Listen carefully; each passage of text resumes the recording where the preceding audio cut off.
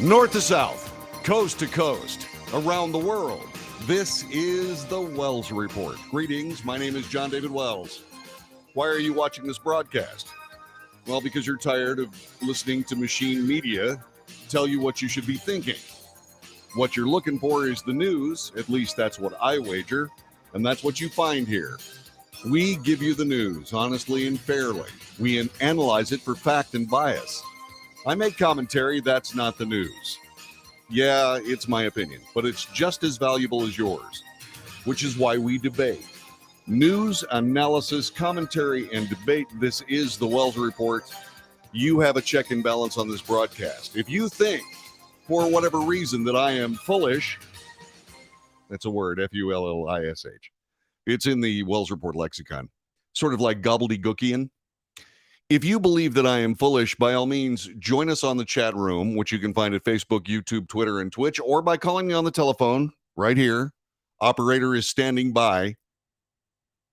And tell me what you think. Because the objective of this is to not have me stand up on the high hill and say, my gosh, this is the way it is. That's Walter Cronkite's gig. I'm just your neighbor. I'm just trying to make sure that you know, based on almost 22 years of experience, what the news is for me. All right. Now, it's not news from me. It's the news. I'm just giving it to you. All right. So let's get together and have more truth at the end of this than we do at the beginning. Like right now, for example, what is happening? So glad you asked. What's happening is this. The House of Representatives, after a contentious last week trying to choose a speaker, have indeed chosen one. It was historic. It happened in the last couple of days, and Kevin McCarthy finally got a coalition of people to agree that he should be the Speaker of the United States. He made a wonderful speech. If you haven't seen it, make sure you see it. He made a wonderful speech about the United States of America. As a matter of fact, I might end up playing it. I think I was planning on playing it, and I'll probably do that in the back half hour of this broadcast. Meanwhile, let's grab the news. So he is going to work to get his party going. He is trying to pass a House rules package. This should happen sometime this evening. The package's proposals include capping spending at the 2022 level for the next 10 years. That is expected to result in significant cuts to existing programs. This has some representatives, Republicans like Tony Gonzalez, worried that defense spending will be slashed.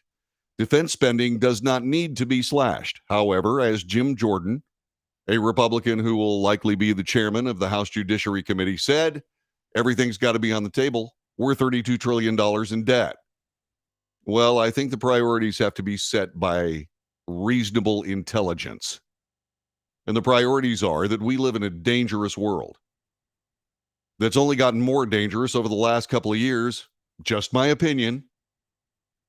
That's the difference, by the way. When I'm doing the news and I throw an opinion out there, I tell you it's an opinion. Okay? And absolutely up for debate. 817-379-2172 or the chat room.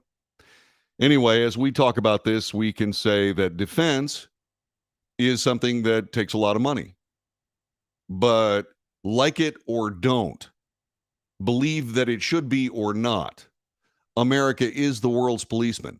When we withdraw, the world descends into chaos. We've seen it over and over and over again. Now's not the time to descend into chaos with Iran on the brink of a nuclear weapon. It just isn't the right time. There was a peace dividend, for example, after the Cold War.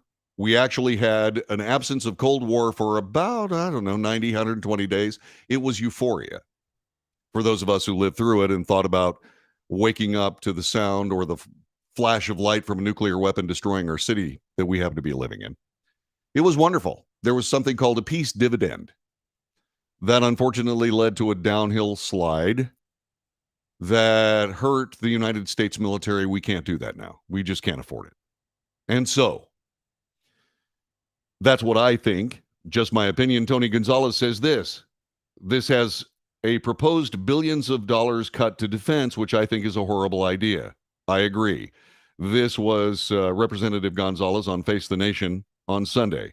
When you have aggressive Russia and Ukraine, you've got a growing threat of China in the Pacific. And don't forget, he did in this statement, don't forget the war on terror. You know, I'm going to visit Taiwan here in a couple of weeks.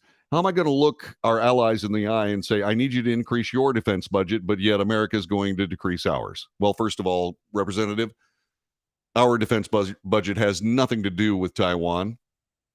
When the rockets and bullets and jets start flying, believe me, the United States will be there for Taiwan. Absolutely true. Gonzalez said he plans to vote against the rules package, leaving McCarthy's already slim majority even slimmer as he tries to get the rules passed. Representative Nancy Mace also told CBS, I don't want to see defense cuts, saying she was unsure about her support for the rules. Look, I have to agree. Defense is, while, yeah, we're $32 trillion in debt, we got to cut elsewhere. We have to cut elsewhere. We can't cut defense. That's just the way that is. Representative Jim Jordan, who I referenced a moment ago, is expected to lead the House Judiciary Committee, defended spending cuts, even for defense. On Fox News Sunday, he pointed to the government's massive debt, saying everything has to be on the table, suggesting military cuts could be made by eliminating woke policies and re-examining aid to Ukraine, allowing the government to focus more on troops and weapon systems. Those billions of dollars sent to Ukraine to fight a war that we don't have anything to do with, that could go a long way in the United States military. I'm just saying. $40 billion here, $40 billion there. Pretty soon you're talking about real money. Additional changes to existing rules in the new package, including requiring 72 hours notice prior to voting on new legislation, requiring a 3/5 supermajority in order to pass federal income tax rate increases. Yes. And the formation of a task force to address House ethics reform. By the way, on tax rates, you realize, of course, that we are one vote for a flat tax away from returning the IRS into an agency of public servants as opposed to an agency of public intimidation. More about that coming up in just a couple of moments. The rules package also calls for the creation of a House Oversight Subcommittee for investigating the origins of COVID-19, specifically mentioning the U.S. government's involvement in any funding of gain-and-function research. By the way, just as a little thing here, you know, I've analyzed this for a long time. I've been looking at COVID-19 for a very, very long time. And I'm going to say this gently because it should be said gently. I believe that the reason why the United States has not gone after China with a vengeance on COVID-19 is because, in my suspicion, again, just my opinion, I believe that a lot of the work that led to COVID-19 happened here in the United States, in America's universities, and courtesy of the United States government's National Institute of Health. I believe that is something that's there. And I believe that indeed, if the United States pushes too hard on China, China will simply say, well, we got it from you. In point of fact, they actually didn't get it from us. The machinations are, and the more levels you take this down, the further down the rabbit hole you get. Well, what I would suggest is that there was breakthrough research done on gain of function in the United States at United States University Labs, which was shared with Canada. And I believe the espionage of the Chinese espionage intelligence agencies stole that virus, took it to Wuhan, lost control of it, and I believe that's how this all happened.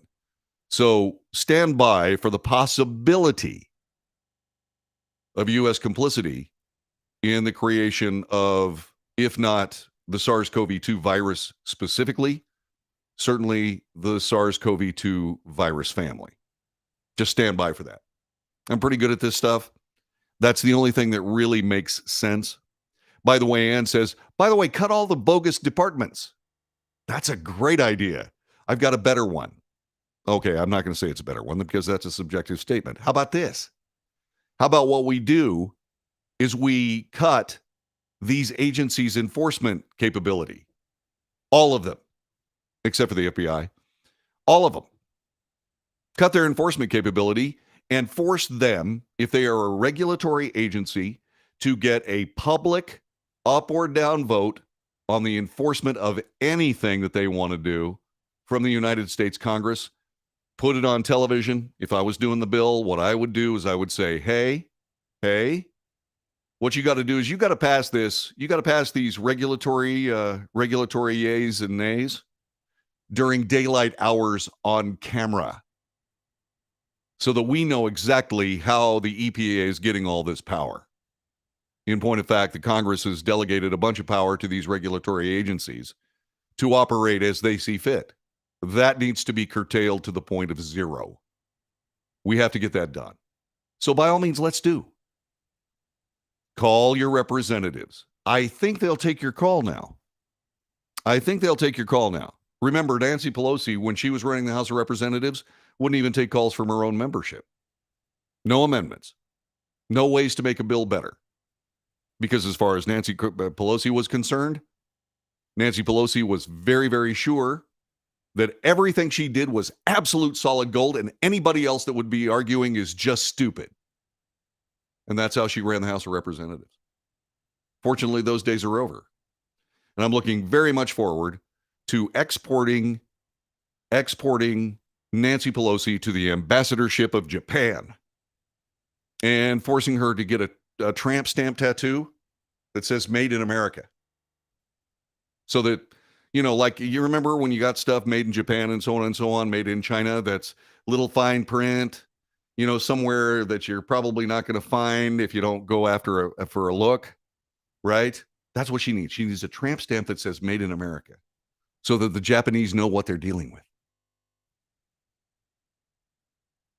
Too harsh? Anyway, so the rules package is going to be considered today and probably passed tonight. By the way, the IRS is on the chopping block on the first day of legislative work. This, according to Fox News, the House of Representatives is slated to vote on a bill tonight that would, that would cut more than $70 billion in Internal Revenue Service funding in an effort to prevent the agency from conducting new audits on Americans, fulfilling newly elected House Speaker Kevin McCarthy's promise ahead of taking the gavel. That is a great idea. I've got more to say on that. I'm going to do so after the break. The Family and Small Business Taxpayer Protection Act from Representatives Adrian Smith, a Republican from Nebraska, and Michelle Steele, a Republican from California, would roll back billions of dollars of funding for the IRS that was approved in the Inflation Reduction Act last year. By the way, one of the new rules is to have single subject bills. This Inflation Reduction Act, the so-called Inflation Reduction Act, which was also referred to as Green New Deal Light, right? That was one of those multi-subject bills. You'd like one part of it, so you'd want to vote for that, but you couldn't vote for that because the other part of it had something that was ridiculous, and then somebody would say, well, you voted against this, that, and such and so. Yeah, that's because it was tied together with a bill that forced Americans to live with a full-grown crocodile in their households every day. And yeah, I couldn't vote for that. But you voted against welfare for starving Cocker Spaniels. Yes, I did. Because it was part of a bill that made people have to get a crocodile. So, sorry. Take it or leave it. Single subject bills leaves it. By all means, let's do that. This is the Wells Report. Lots to do today. It's a big day. It's a good show. Stick with it. Back with more in a moment.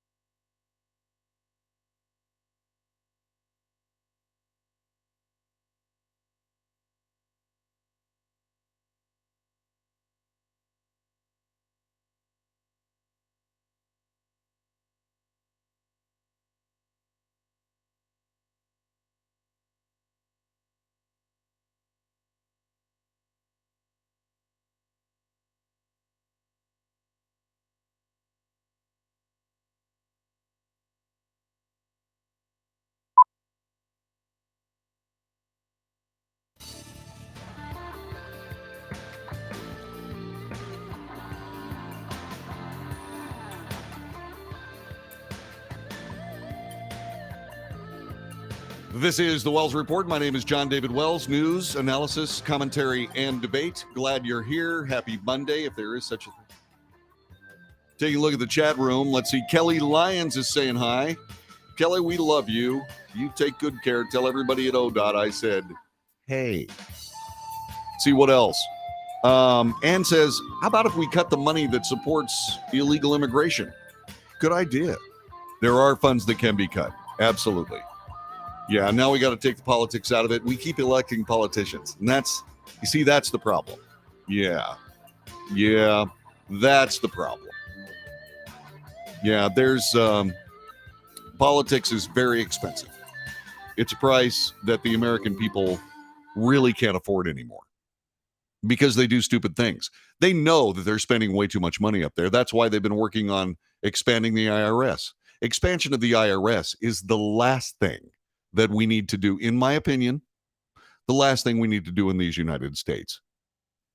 Here is something I alluded to a little while ago. The House of Representatives is slated to vote on a bill tonight that would cut more than $70 billion, close to $72 billion, in Internal Revenue Service funding. You might remember that $82 billion was allocated to the IRS to hire armed IRS collection agents. No, you don't get to do that, especially when you couple it with this annoying proclivity or willingness to trace everybody's bank transactions $600 or more. That's every paycheck for most people, like a vast majority of the people. The government has no need to understand what your paycheck is every week as it goes into your account. They don't need to be watching us like that. That's East Germany. For those people that remember East Germany, it's totalitarian busybodiness. And so the IRS was going to arm and equip 82,000, I believe it is, 82,000 new IRS agents with guns to enforce the so-called law. What they need to do is they don't need to expand the IRS. What they need to do is they need to rely on the good sense of the American people, which we understand we have to pay taxes. It's no problem. Absolutely no problem. Please make it as easy as possible. Okay, let's do a flat tax so that everybody knows exactly what they're going to have to pay. That if you're in a tax bracket that's, say, $250,000 a year or less, you pay 15%. $500,000 or less, you pay 12%. $1 million or less, you pay 10%. $1 million a year and up, you pay 8% up to an individual income tax cap, whatever that would be. $100 million? Since I'll never be in that cap, I don't really have to worry about it. But still, on the other hand, this is just a conversation starter. You'd be able to do your taxes in 20 minutes. Sit down at the kitchen table. Here's my withholding. Here's my income. Here are my W-2s. Here's my income. Here's my withholding. Pay whatever's left. Receive whatever's left. Pay whatever's to whatever you owe. Done. Simple.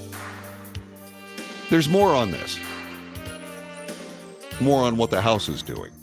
We're going to be talking about that coming up in just a couple of moments. Look, if we do that, the IRS, it loses 60% of their workforce. The IRS returns to being an agency that serves the American public as opposed to an agency that intimidates the American public. And that's what the IRS needs to be.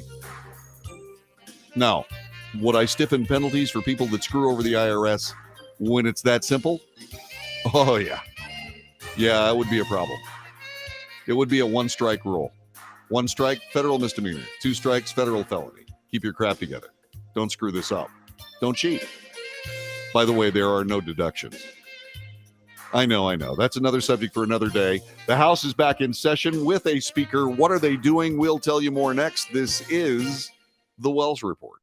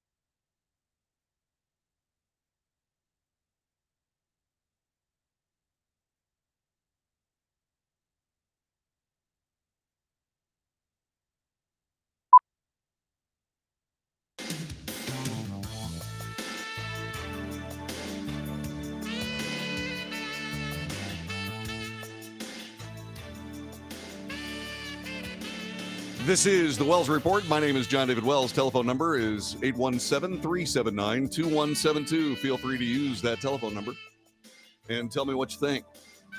This is news, analysis, commentary, and debate. That's the debate part. You can go to the chat room on Facebook, YouTube, Twitter, and Twitch. Let's see. It doesn't make any difference whether President Biden visited the border. We'll be talking about that coming up later on in this edition of the Wells Report. You don't want to miss that either. It doesn't matter whether President Biden visited the border because it accomplished nothing. And points out, especially since El Paso was all cleaned up. Remember those hundreds of people that were sort of living underneath the bridge, trying to stay warm in the winter and trying to stay cool in the summer and so on and so forth? All those people were gone. Where did they go? Where were they put? All the people sleeping on the streets of El Paso, gone. Where did they go? Where did they go?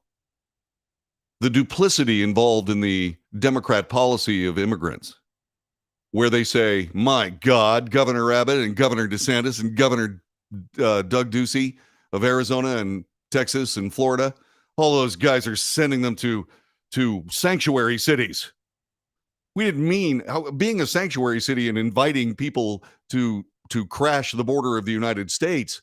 That's all well and good until they actually show up in our city. What are you doing? Meanwhile, the duplicity is that President Biden is sending those people to cities all over the country. Nobody writes anything about that. It's not a political stunt there. That hypocrisy is something we work to overcome here on this broadcast. The duplicity. And duplicity is dangerous when it comes to American governmental policy. Well, it's dangerous when it comes to any governmental policy, ever. And so we're trying to iron some of that out. Let's see. I'm getting to the chat room. Why arm the IRS? They're powerful. They can take your home, your car, your business bank accounts. Why do they need firearms? Obviously, not enough government bureaucrats shoot themselves in the feet. And so that's what they need. Yeah, there was a picture. There was a picture of the IRS agents that were undergoing training in Quantico, to be able to carry weapons. Those people need one more thing, one prerequisite before they start carrying weapons. That's called a Stairmaster. All right, I'm just saying. Let's see. Poker says a flat tax is fat. Take two. A flat tax is too easy. Congress can't mess around with our finances that way. They can't punish the wealthy with all the rates and rules they have if there's a flat tax. Correct. One vote away from returning the IRS to a circumstance that serves the public instead of intimidates them. I want to offer, this is Mark Spencer, BMP. I want to offer promotion to your channel. Viewers, followers, views, chatbots. The price is lower than any other competitor. The quality is guaranteed to be the best. Auto on, incredibly flexible and convenient order management panel. Everything in your hands. Turn it on, off, customize. Go to dogehype.com. Thanks. I'll consider it. Let's see. It does lay the groundwork for 2024. However, it'll put them on the record with votes too. Yes. This Congress needs to be held accountable for their voting. Let's see. Where Biden went to visit was a Potemkin village. Yes. It was political theater. They cleaned up El Paso from one side of the city to the other. And then the president walked through and says, hey, that's not a problem. Leslie Stahl on 60 Minutes called the speaker debate a nationwide embarrassment. What a load of leftist crap. Absolutely. It is a load of leftist crap. We're going to get to that right now, in fact. So Speaker McCarthy is now Speaker McCarthy finally, and Speaker McCarthy had to make some deals. Here are some of the deals he had to make. We've already talked about the fact they'll be voting on the rule package tonight. It's going to be contentious. We'll see if they are able to get it through. What is the rules package? They are the rules of the House, a series of powerful guidelines that determine how the lower chamber operates, could even decide how long McCarthy remains as House Speaker. There is something in there that returns the House of Representatives back to the way it used to operate before Nancy Pelosi, BP before Pelosi, which is that one member of Congress could stand up and say, I want a vote of confidence on the speaker. That's a constraint. It is a necessary one. Now, just because somebody stands up and says, I want to vote on the fitness of the speaker, they still have to vote. They still have to vote. And I don't think Kevin McCarthy is in danger of losing the speakership based on those circumstances. Anything that these people have been saying is just pure disinformation, talking points because of the political machine. Nancy Pelosi did something that the political machine really, really loves. Uniparty, enforced, singular demands on the way people live in America. Nancy Pelosi was the closest thing that we had to a dictator in the United States up until now. Let's see, what's the McCarthy deal? All right. In addition to remove, now, by the way, one of the first things that Kevin McCarthy said in a brilliant speech after he became the Speaker of the House was he removed, actually it happened before the speech, Republicans removed metal detectors around the floor of the United States House. They ended proxy voting, which had allowed members to cast their decisions remotely.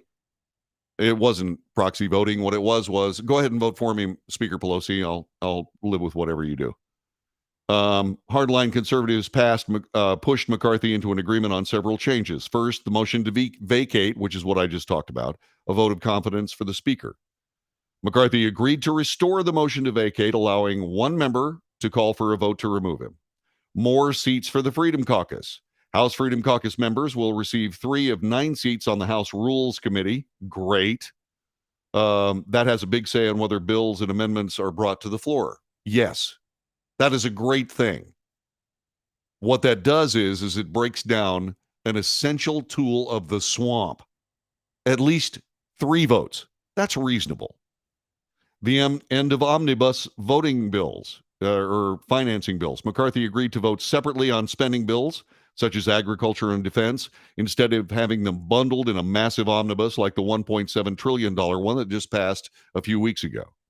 Lower spending. The deal will cap spending at the levels from 2 years ago, which will mean cuts to most programs. Good. Stay away from defense, please. Okay, that's my thing.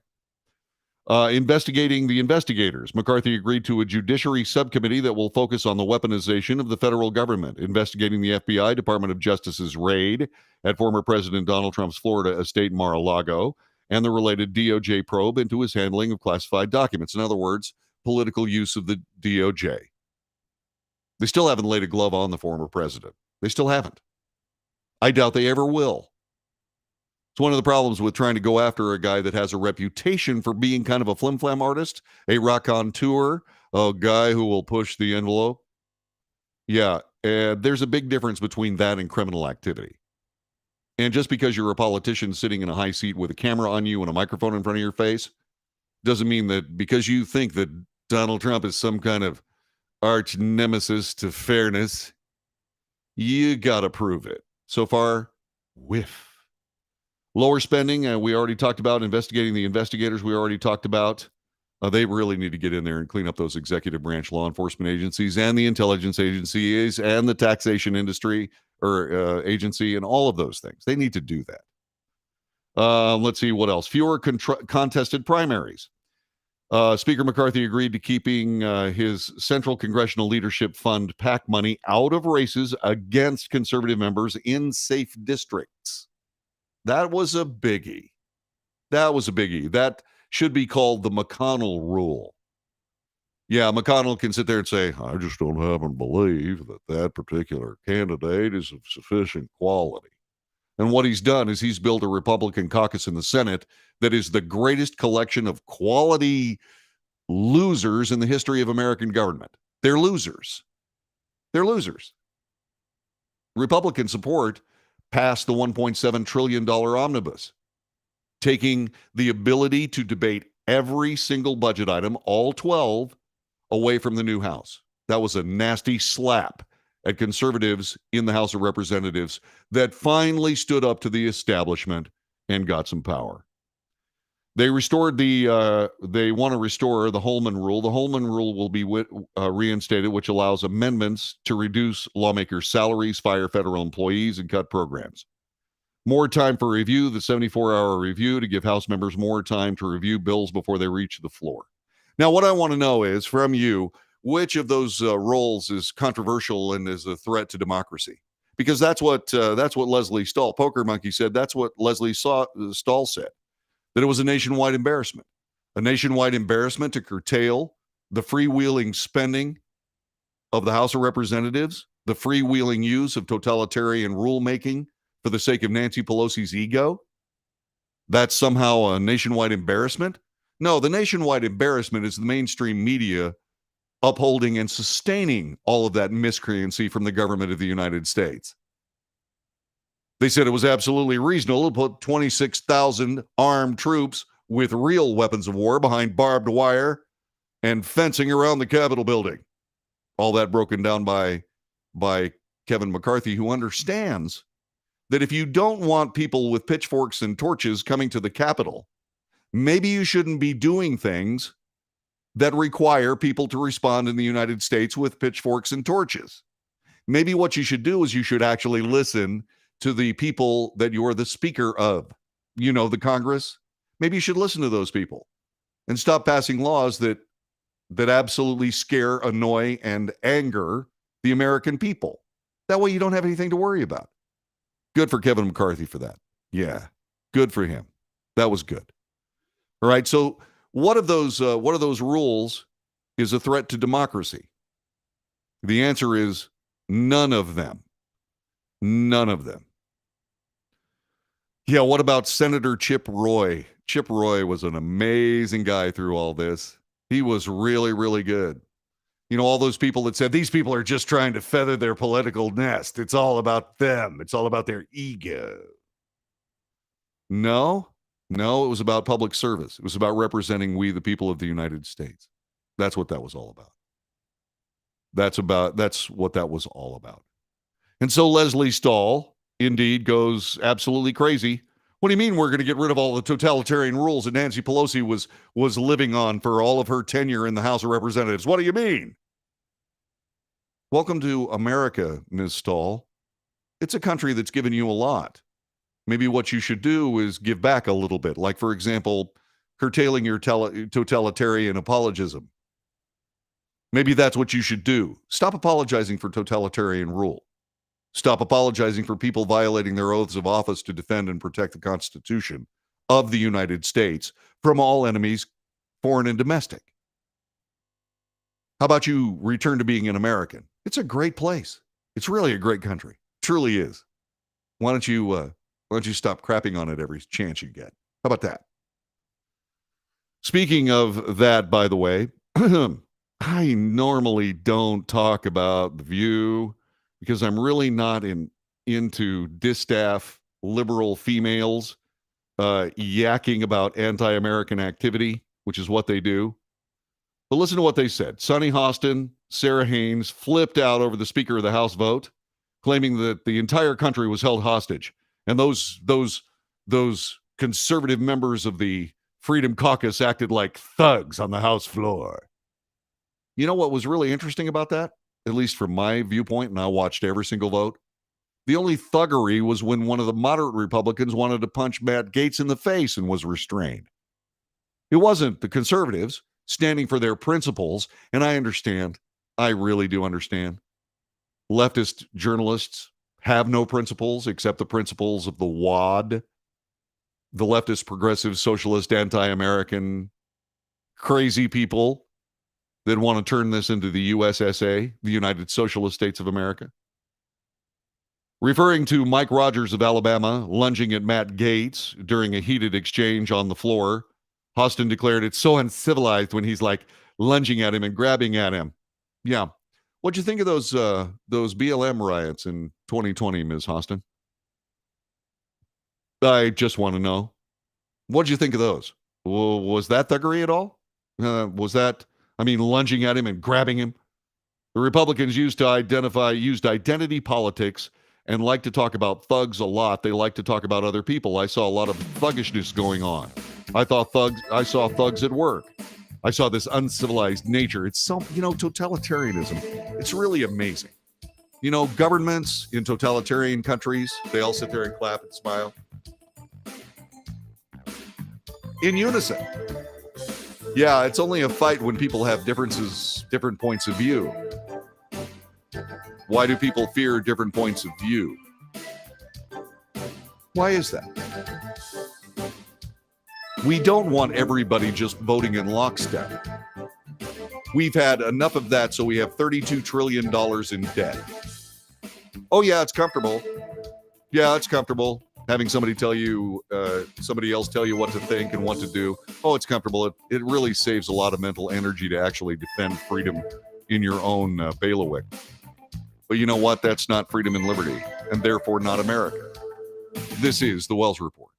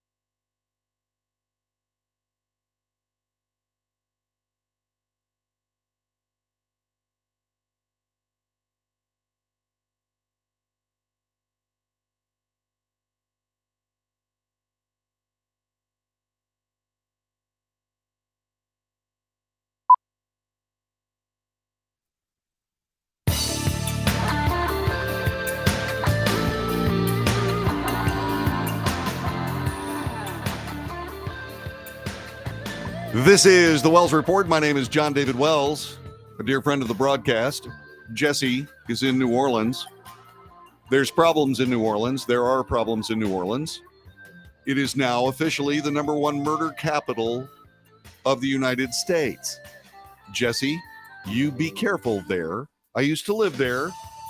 It was a rough and tough city then, but it's nothing like it is now. New Orleans is a dangerous place.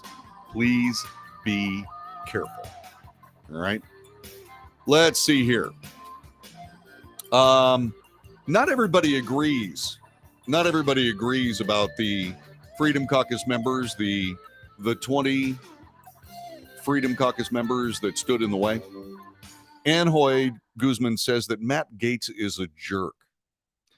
And there are lots of great arguments for the truth of that statement. Matt Gaetz can be annoying. She goes on to say, let's see, she goes on to say that she just believes that Matt Gaetz was one of those guys that really didn't do the right thing. Okay, I got that. And there are a lot of, like I said, there are a lot of good reasons why that argument holds up. But the thing about it is this. When it comes to groupthink, when it comes to the perversion of the House of Representatives, anybody who stands up against that is going to take some arrows. And you don't stand up against something like that until you're ready to take those arrows. They're going to hurt. People are saying that Matt Gaetz is now the enemy of Speaker McCarthy. No, he's not. No, he's not. He's going to hold McCarthy accountable, just like the rest of the members of the Freedom Caucus. That is a very good thing for the people of the United States, especially conservative voters. Conservative voters have been essentially lied to by the Republican Party. They just say, yes, you're absolutely right. And then they go on about their business. I've said several times we have two political parties, one that operates in spite of the people of the United States and another that simply ignores the people of the United States. I've said that over and over and over again. And these people stood up to that. And that's what had to happen. People say over the weekend, the only problem that this was Dan Crenshaw, in fact. Dan Crenshaw said, hey, this could have happened a week ago. No, it couldn't have happened a week ago. How do we know? I almost called her the wrong name again. Lauren Boebert, the representative from Colorado, Lauren Boebert gave Speaker McCarthy everything he needed to do to secure votes for Speaker. And she said that he smugly rejected all of them. Okay. Everybody forgets when they say that Matt Gaetz is a jerk, that Lauren Boebert is a jerk, and blah, blah, blah, blah, blah. They also forget that if that is the standard of jerkiness, Kevin McCarthy is right there. He didn't want to give up all the extra power, the Pelosi power that was carved out of the House of Representatives. He didn't want to give that up. And I can see why, especially if his motives are good ones. He didn't want to give up the opportunity to be able to just say, this is the way it's going to be. But that's not the way the House of Representatives works. I said that if you want to lead the House of Representatives, Mr. Speaker, you have to provide the leadership required of it. He finally got around to doing it. I read you the concessions that were made for him to get the votes from the conservative members of the Freedom Caucus. None of those are weird. None of those are wrong. All of them are just right down the center line, and I agree with all of them. I think most people do. Eddie says, I think Dan Crenshaw is a jerk. Well, when you call good and true Americans willing to put their entire lives and reputations on the line for the opportunity to sit in Congress and represent their constituents, calling them terrorists, that was over the flipping line, Representative Crenshaw. He apologized for it. He did. And then he went on to say, well, all of this could have been taken care of a week ago. No, if it could have been taken care of a week ago, it would have been taken care of a week ago. Even leftist column opinion people said, a lot of this has to do with Kevin McCarthy creating this mess himself. It's true. He needed to do the right thing. Threatening these people was the wrong thing to do. He did that. Saying I deserve this job was the wrong thing to do. No, you don't deserve anything. You are elected by your peers to lead them. I mean, it's absolutely true. Any football team, any baseball team, any hockey team, Any basketball team has a captain. The players vote on those offices. Well, that's what the Speaker of the House is. And so, yeah. Matt Getz, yeah, he's a jerk. Dan Crenshaw, yeah, he might be a jerk. Lauren Boebert, yeah, she might be a jerk.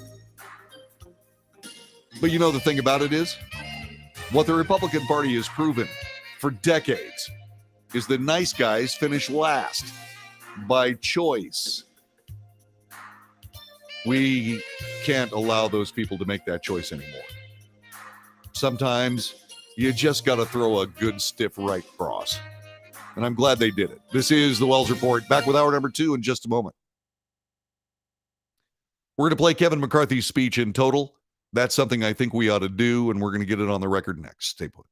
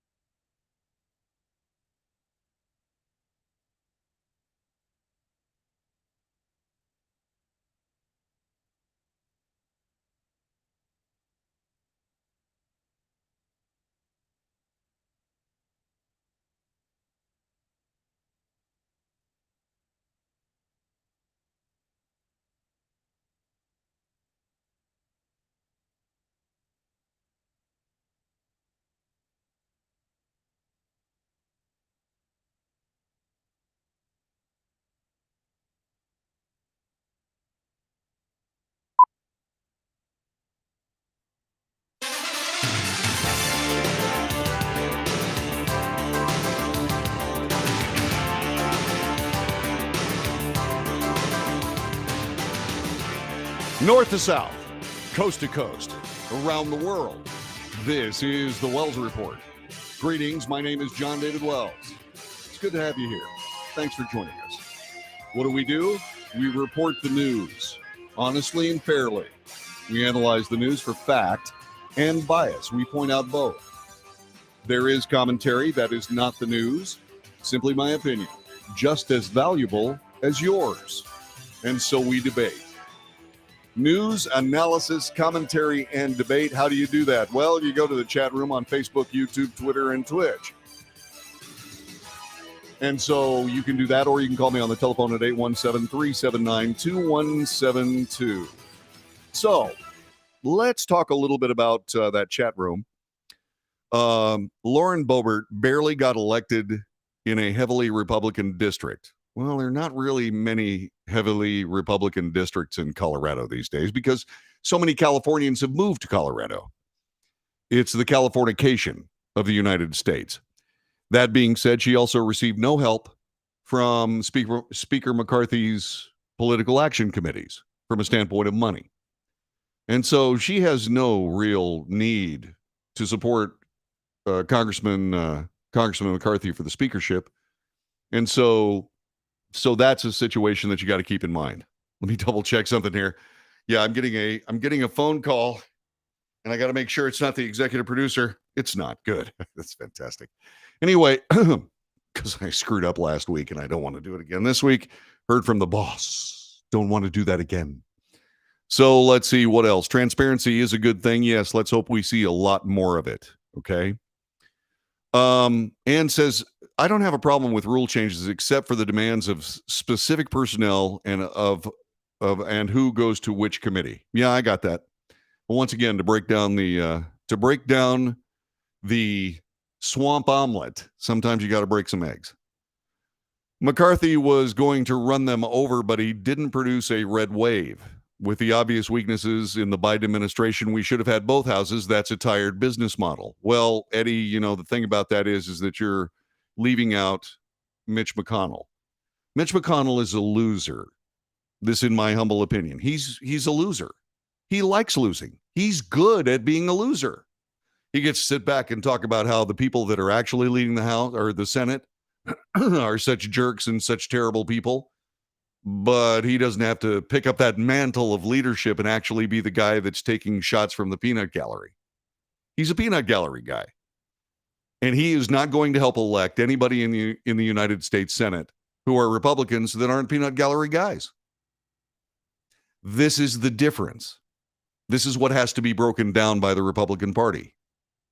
Leadership intransigence, willing to snatch defeat from the jaws of victory. Right? Let's see.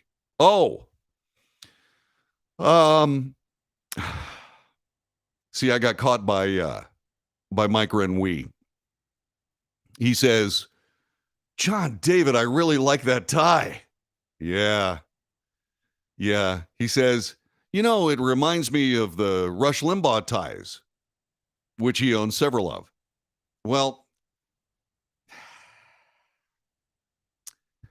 this tie is, it's a Jerry Garcia tie. And Jerry Garcia ties are really, really good. And so, but Jerry Garcia, noted leftist crazy person. Anyway, he did come up with great tie designs, and I really, really like them. And so this proves indefatigably that I am not partisan. By the way, that's true. I'm American. I'm not a Republican. I'm not a Democrat. I'm an American. I'm a constitutional conservative. Did I used to be a member of the Republican Party? Sure. And then I realized that they're losers. I want to align myself with winners. Okay, that's just the way it is. Not saying that Jerry Garcia is a winner, certainly not politically, but certainly from a standpoint of really cool ties. And yeah, I decided to ditch the jacket. I decided that I can be just a little more youthful looking, by leaving the jackets in the closet. So I'm going to try this look. If you like it, great. If you don't, okay. So there you go. Jeez, I just admitted that I wear Jerry Garcia ties. Will the show survive it? That's up to you. You make the decision. But it is a snazzy tie. So let's get back to work. I want to play. I was planning on doing this and I forgot when I was doing. You see, this is an up to the minute news broadcast.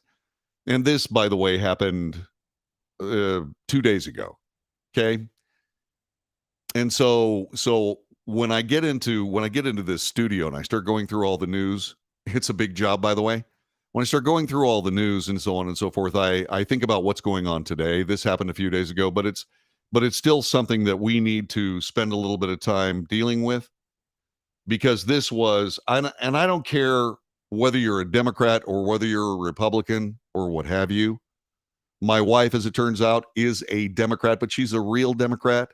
She's not a leftist. And even then, she just refused to have anything to do with anything that Newt Gingrich said. And I didn't try to evangelize for Newt Gingrich with my Democrat wife. What I did was I said, just listen to what he's saying. Let's discuss the stuff that you think are outlandishly silly. Let's do that.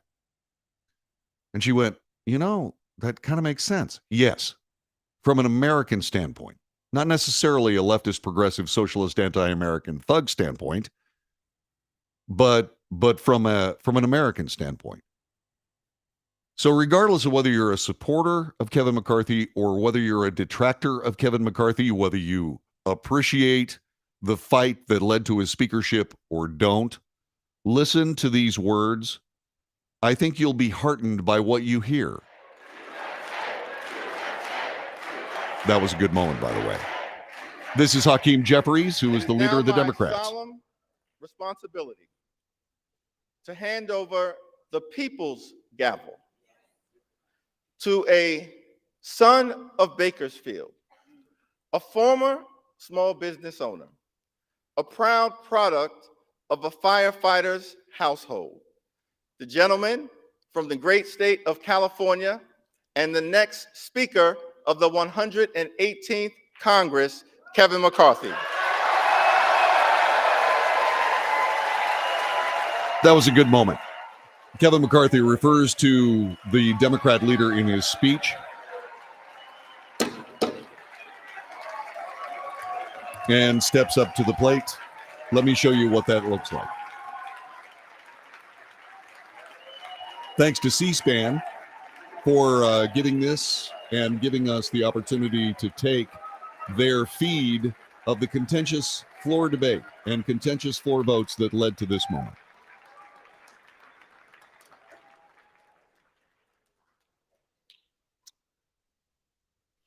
That was easy, huh? I never thought we'd get up here. Thank you, Minority Leader Jeffries. Hakeem, I've got to warn you. 2 years ago, I got 100% of the vote from my conference.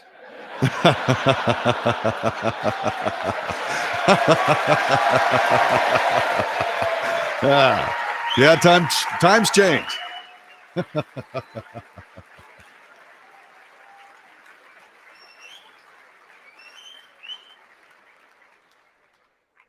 There's somebody else I want to thank. The gentlelady who served as our presiding officer this week, our clerk, Cheryl Johnson. She did a great job. She did a great job. She did. It was a tough job. It was mainly scripted. The House parliamentarian over her shoulder, telling her what was next and what to say and handing her notes. But she did a great, great job. Well done. Well done. You know, my father always told me, it's not how you start, it's how you finish. And now we need to finish strong for the American people.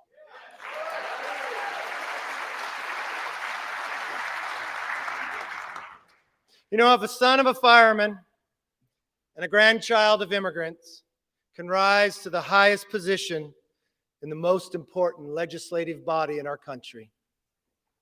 And if my colleague, Hakeem Jeffries, with his life story, can rise to lead his party, then opportunity and democracy still thrive in America.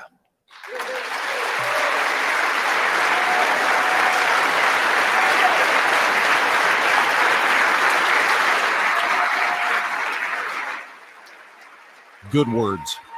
Well said.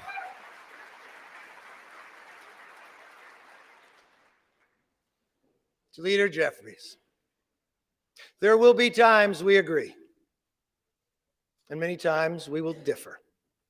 I promise our debates will be passionate, but they will never be personal. That's my commitment to you.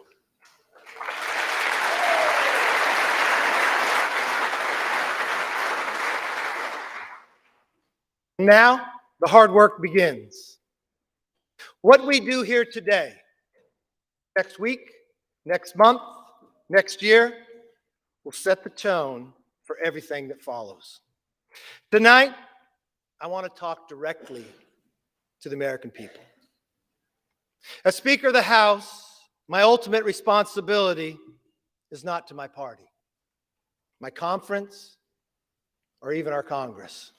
My responsibility, our responsibility, is to our country.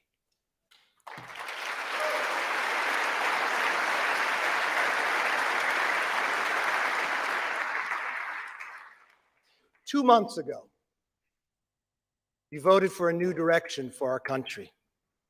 You embraced our commitment to America. And now we're going to keep our commitment to you.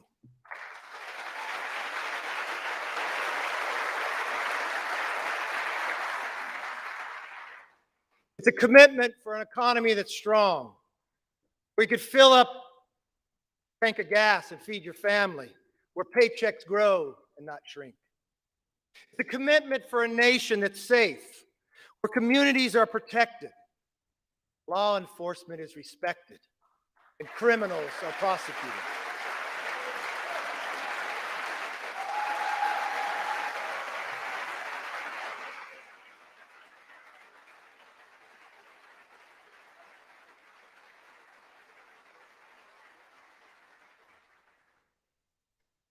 Commitment for the future that's built on freedom, where children come first and are taught to dream big. Because in America, dreams can still come true. A commitment for a government that is held accountable, where Americans get the answers they want, need, and deserve. Our system is built on checks and balances. It's time for us to be a check and provide some balance to the president's policies. Kevin McCarthy, who is very seriously talking as he accepted the speaker's gavel a couple of days ago. We will bring the entire speech to you because this is a speech everyone needs to hear. Whether you agree with Kevin McCarthy, whether you're a Democrat, whether you're not, makes no difference. Because if indeed you are anti-Kevin McCarthy, and a lot of people are on both sides of the aisle, you still need to hear what he has to say about what he wants to do as Speaker. Back with more in just a moment.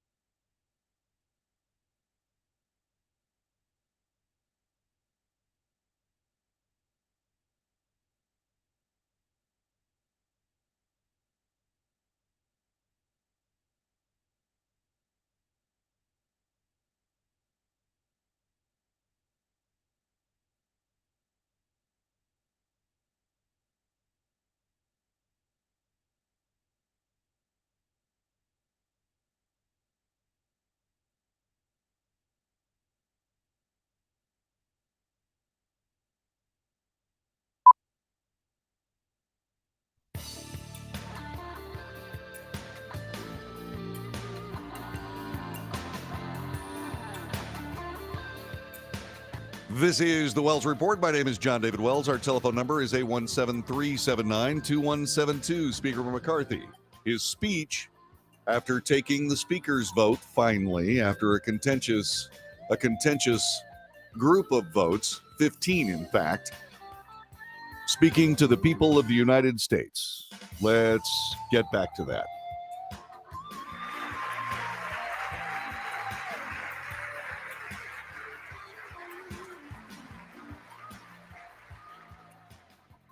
There is nothing more important than making it possible for American families to live and enjoy the lives they deserve. That is why we commit to stop wasteful Washington spending, to lower the price of groceries, gas, cars, housing, and stop the rising national debt.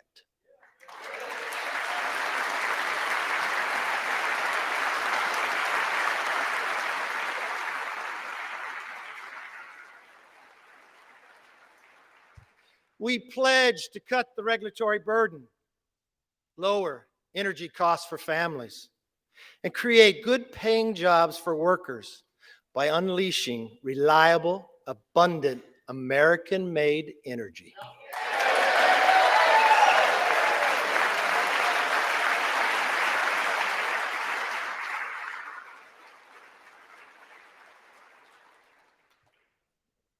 I know the night is late, but when we come back, our very first bill will repeal the funding for 87,000 new IRS.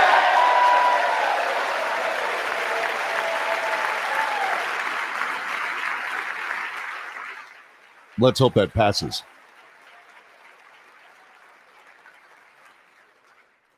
You see, we believe government should be to help you, not go after you.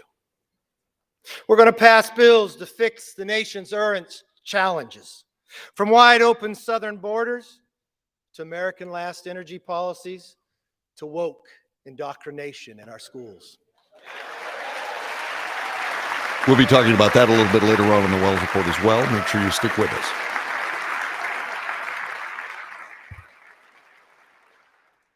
We'll also address America's long-term challenges, the debt, and the rise of the Chinese Communist Party.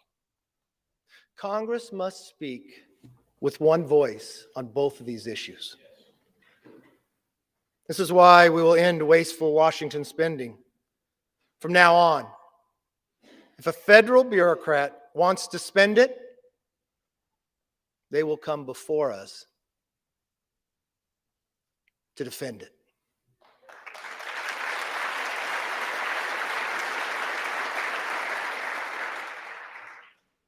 As for the Chinese Communist Party, we will create a bipartisan select committee on China to investigate how to bring back the hundreds of thousands of jobs that went to China, and then we will win this economic competition.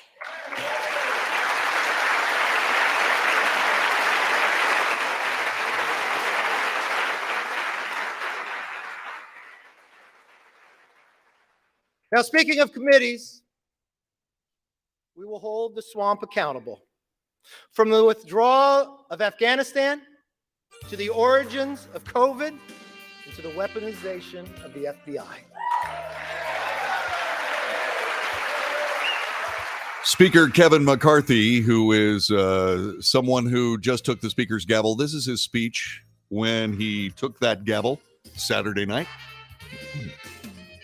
And we will see just exactly how that works. I really want to make sure that people understand that this is a turning point for the people of the United States. And I also want to address that once again, we have a Republican talking about really good things. Not only is he going to have to get everything that he wants to get done through the Senate of the United States, he's also going to have to get it through Mitch McConnell. And with the passage of the $1.7 trillion omnibus bill that Mitch McConnell made possible, that is going to be a tall order. More about that in a moment. This is the Wells Report.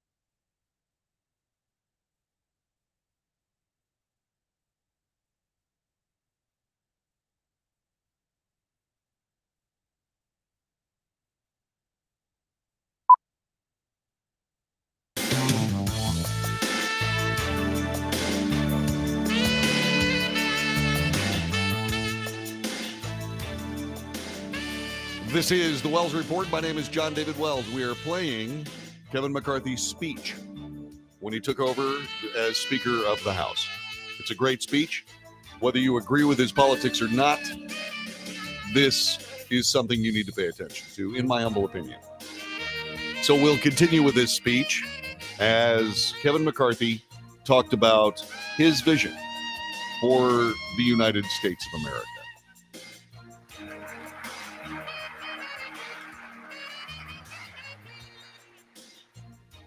As for the Chinese Communist Party, we will create a bipartisan select committee on China to investigate how to bring back the hundreds of thousands of jobs that went to China, and then we will win this economic competition.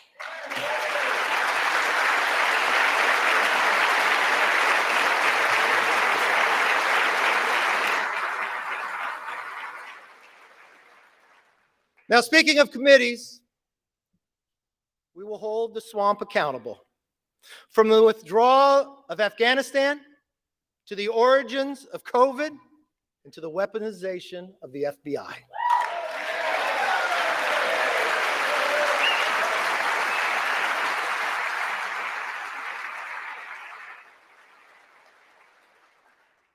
Let me be very clear. We will use the power of the purse and the power of the subpoena to get the job done. Democrats sitting with their hands folded as Speaker McCarthy talks about reining in the federal government. This is something we should all agree upon.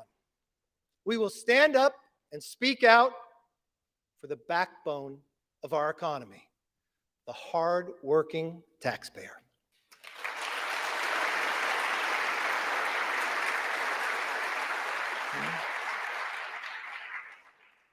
It's nighttime here in Washington. But in some ways, it's also like a new beginning, a fresh start. My friends, this chamber is now fully open for all Americans to visit. This was something that the Republicans did. They took the metal detectors away from the entrances to the House chamber, and they reopened the Capitol for Americans to visit. Long overdue. Good job, in my view. I want to give all Americans a personal invitation. You are welcome to see this body at work. No longer will the doors be closed, but the debates will be open for you to witness what happens in the People's House.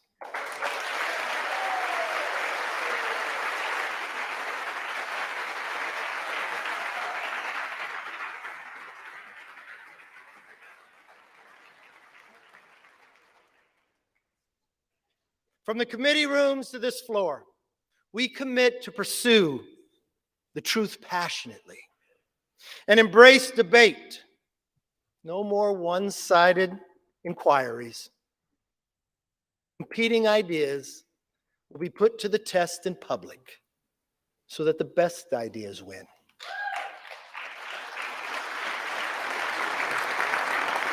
But we also pledge to bring Congress to the people, because answers have not and will not always be found in Washington.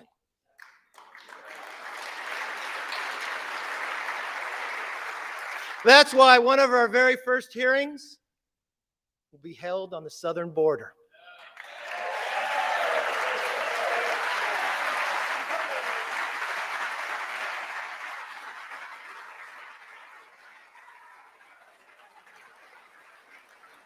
Again, Democrats sitting with their hands folded. No more ignoring a crisis of safety and sovereignty. We must secure our border.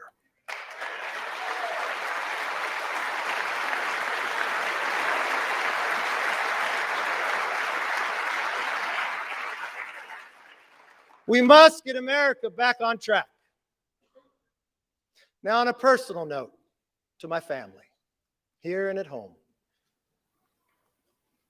to Judy, Megan, Connor, Emily, my brother Mark, Monica, Zach, and yes, my mom Bert. I am where I am because you are who you are.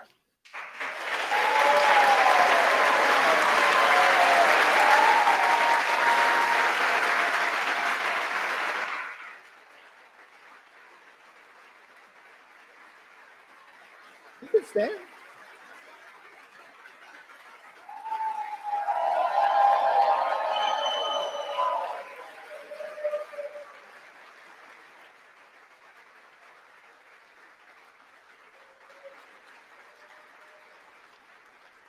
I'd also like to thank my constituents in California's Central Valley. Yes, and especially my hometown of Bakersfield. I don't know if you're familiar with music, but as Buck Owens sings, how many of you that sit and judge me have ever walked the streets of Bakersfield?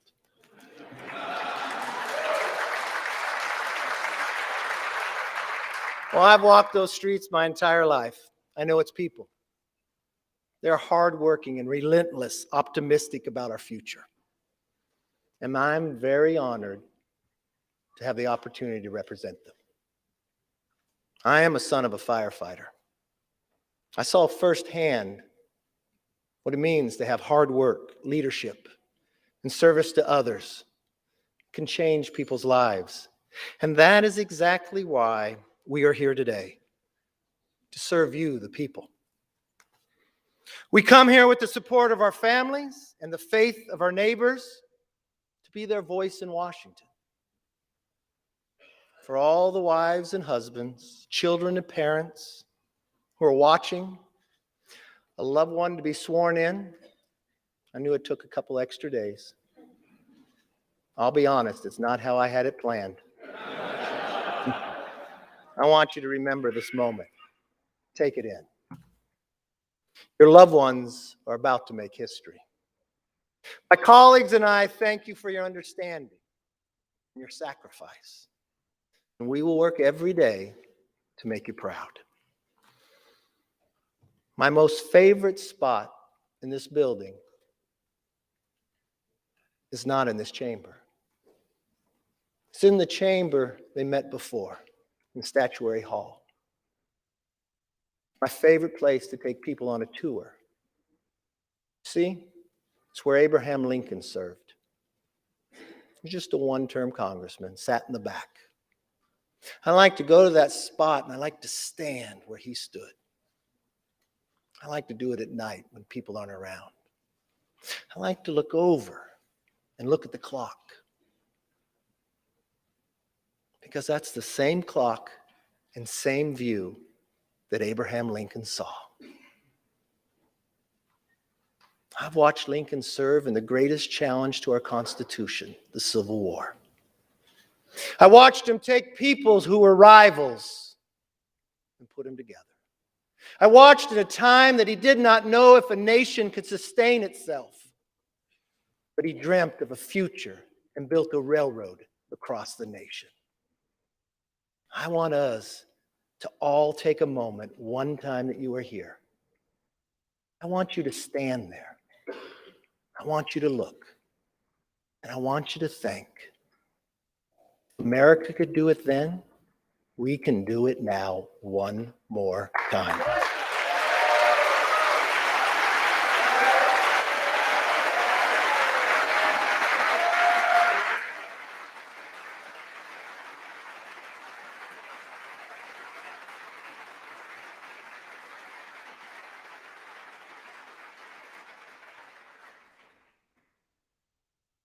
You know, Abraham Lincoln gave his life in service to this country.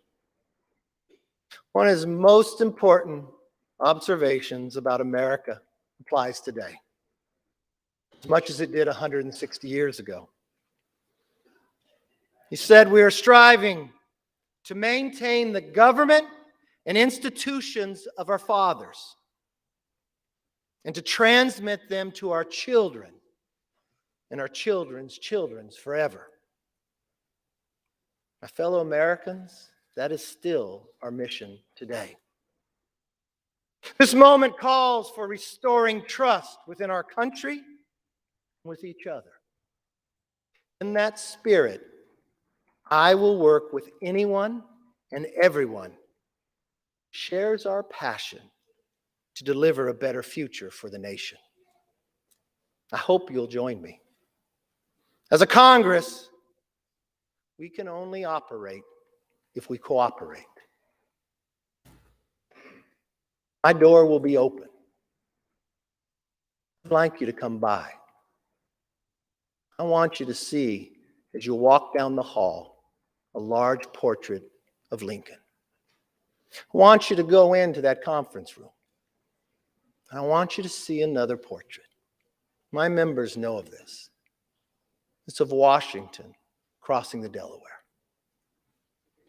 You all know the story. It happened on Christmas, 1776. There was no iPhone to take a picture. People wonder when it was painted. It wasn't painted by someone who was there. It was painted in 1850 and 1851. He was an immigrant who lived in America, Emanuel Lentz. You know why he painted it? Because he knew America was more than a country. America was an idea. He went home to Germany, and he wanted Germany to have a revolution based upon the values and freedoms that we defend every day. His talent was art. So he believed if he painted this painting, he could inspire his countrymen to rise up for the idea of freedom. Well, many historians will tell you he didn't get it correct. They'll tell you Washington crossed on a Durham boat, but he paints it with Washington in a rowboat. You see 13 people, but only 12 faces. You see Washington standing up in a rowboat in the middle of winter, wearing a ceremonial uniform with his hand on his chest. He looks so stoic. You would look at that man, you'd say, I'd follow him anywhere. You probably believe that he never lost a battle. But history would tell us at that moment, at that time, he had only lost. We had never won. You see, that was the night of our first victory as a nation when we surprised the Hessians. But when you look at that painting, don't look at Washington. I want you to look at who's in the boat. You see, the second rower in the beret, he's Scottish. The person directly across from him in the green, rowing in the exact same cadence, is an African American. You come down right to the middle in the red, the person who's rowing the strongest is a woman. And in the very back is a Native American. I don't know from a historic fact if they were in the boat that night, but to this young immigrant who had lived in America, that's who he believed would be in the boat. The second to last person is a farmer. He could be from Bakersfield, I'm not sure. His hand goes across his face. People will debate this part. But what I see is a hand of the 13th person nobody sees. You see, what I believe Emanuel was saying is, here we are, battling for the creation of the idea of freedom. That every individual is equal.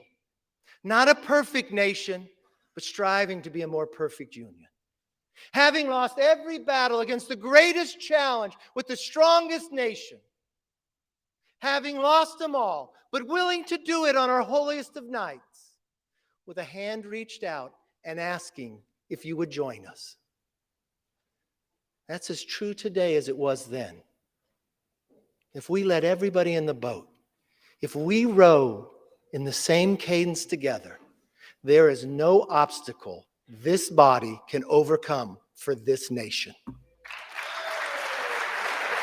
He misspoke there. He forgot to put a double negative in there. There is no obstacle this body cannot overcome for this nation. but still, people knew what he was saying. It is time for us to be the voice and worthy of their vote. Let me close with this. I may not know all of you, some of you are new, but I hope one thing is clear after this week. I never give up.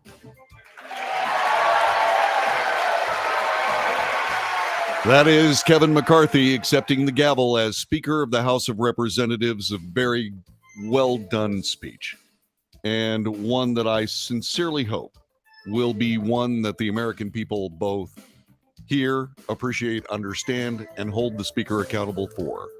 This is the Wells Report. Back in a moment.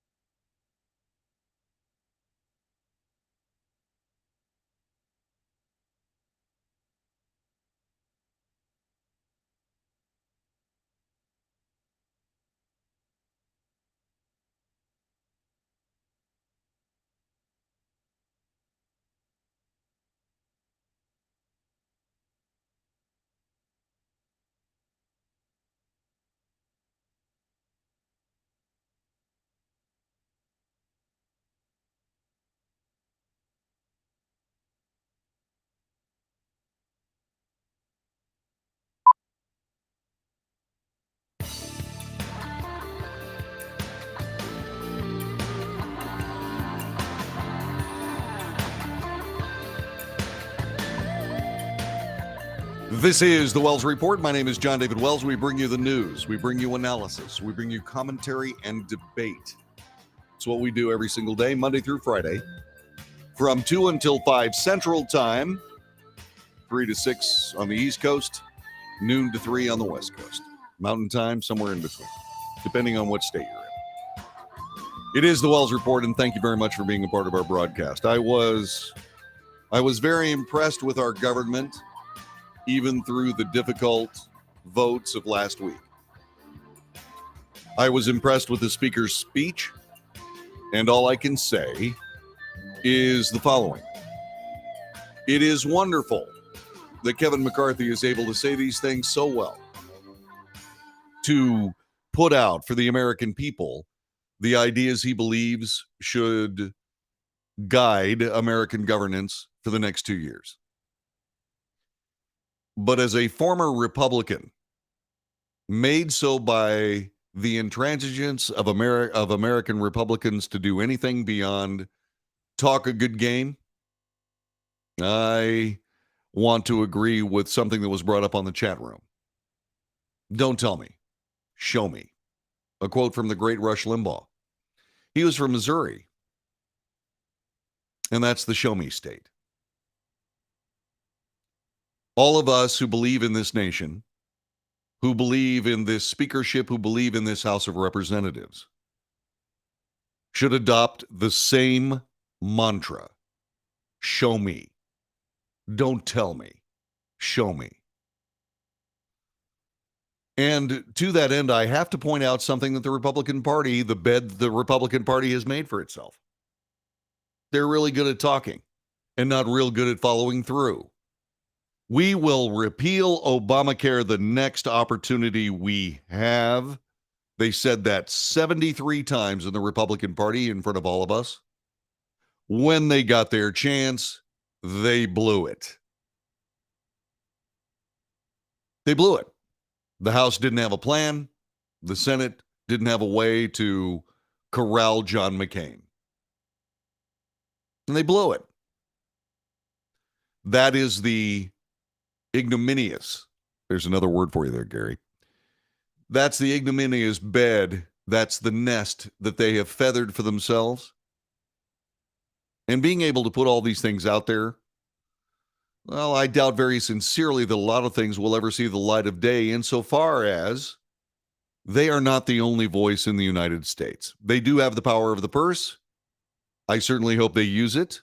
I certainly hope they defund the 87 million new IRS agents. They're going to vote on that tonight after they have a rules vote that Republicans have to agree on. There have been a couple of Republicans who said, nope, I don't like the new rules because I'm not actually a Republican. They're not saying that.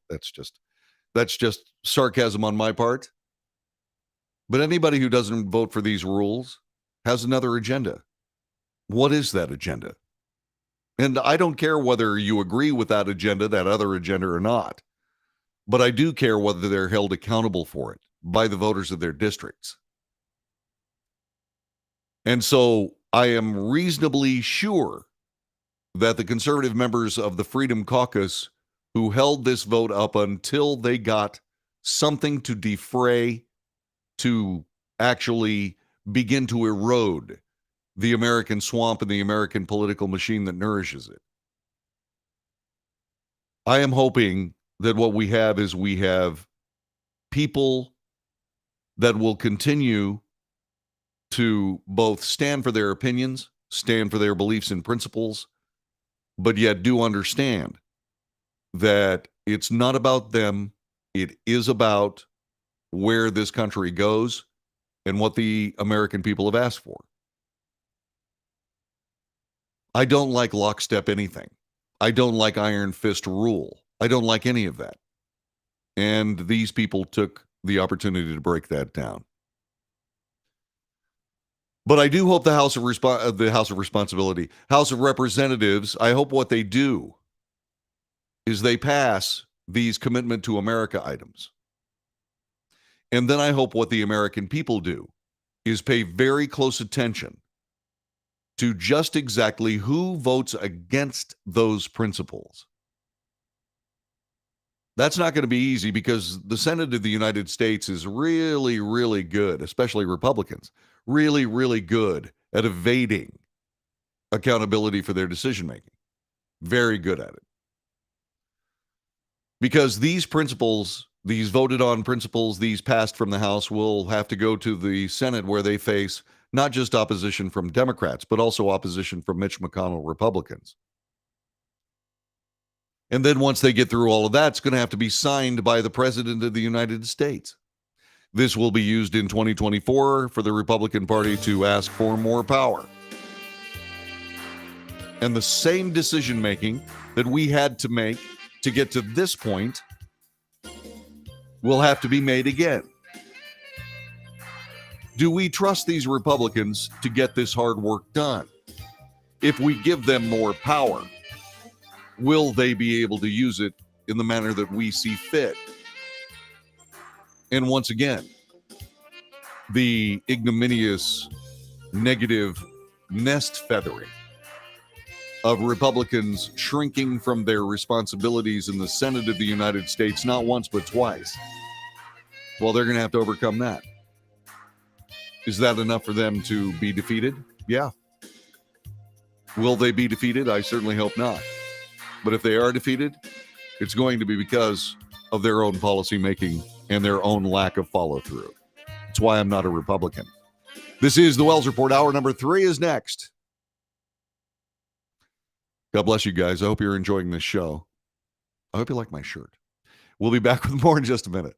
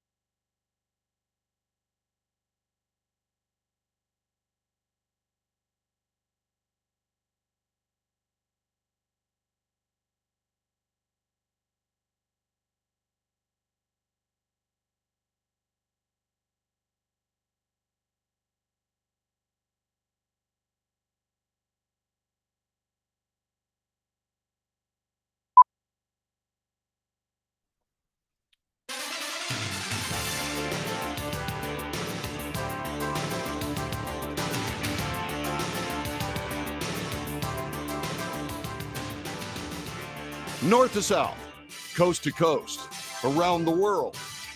This is the Wells Report. Greetings, my name is John David Wells. What do we do here?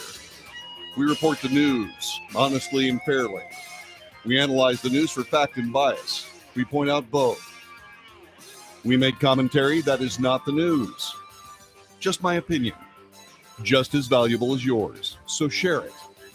And so we debate. News, analysis, commentary, and debate. This is the Wells Report. So we'll see what the House of Representatives does. There are important votes coming up.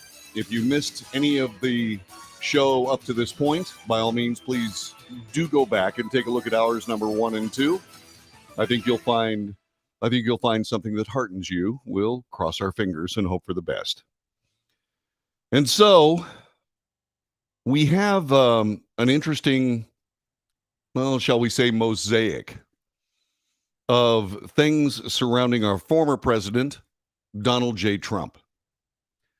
A Georgia grand jury has completed their work in a probe tied to the 2020 election, and the Georgia grand jury involved has completed that work, and the findings will be considered for public release. I want to make sure that that hasn't happened yet. Let me double check something very, very quickly. I had a technical break that I had to take care of earlier, so I wasn't able to do this.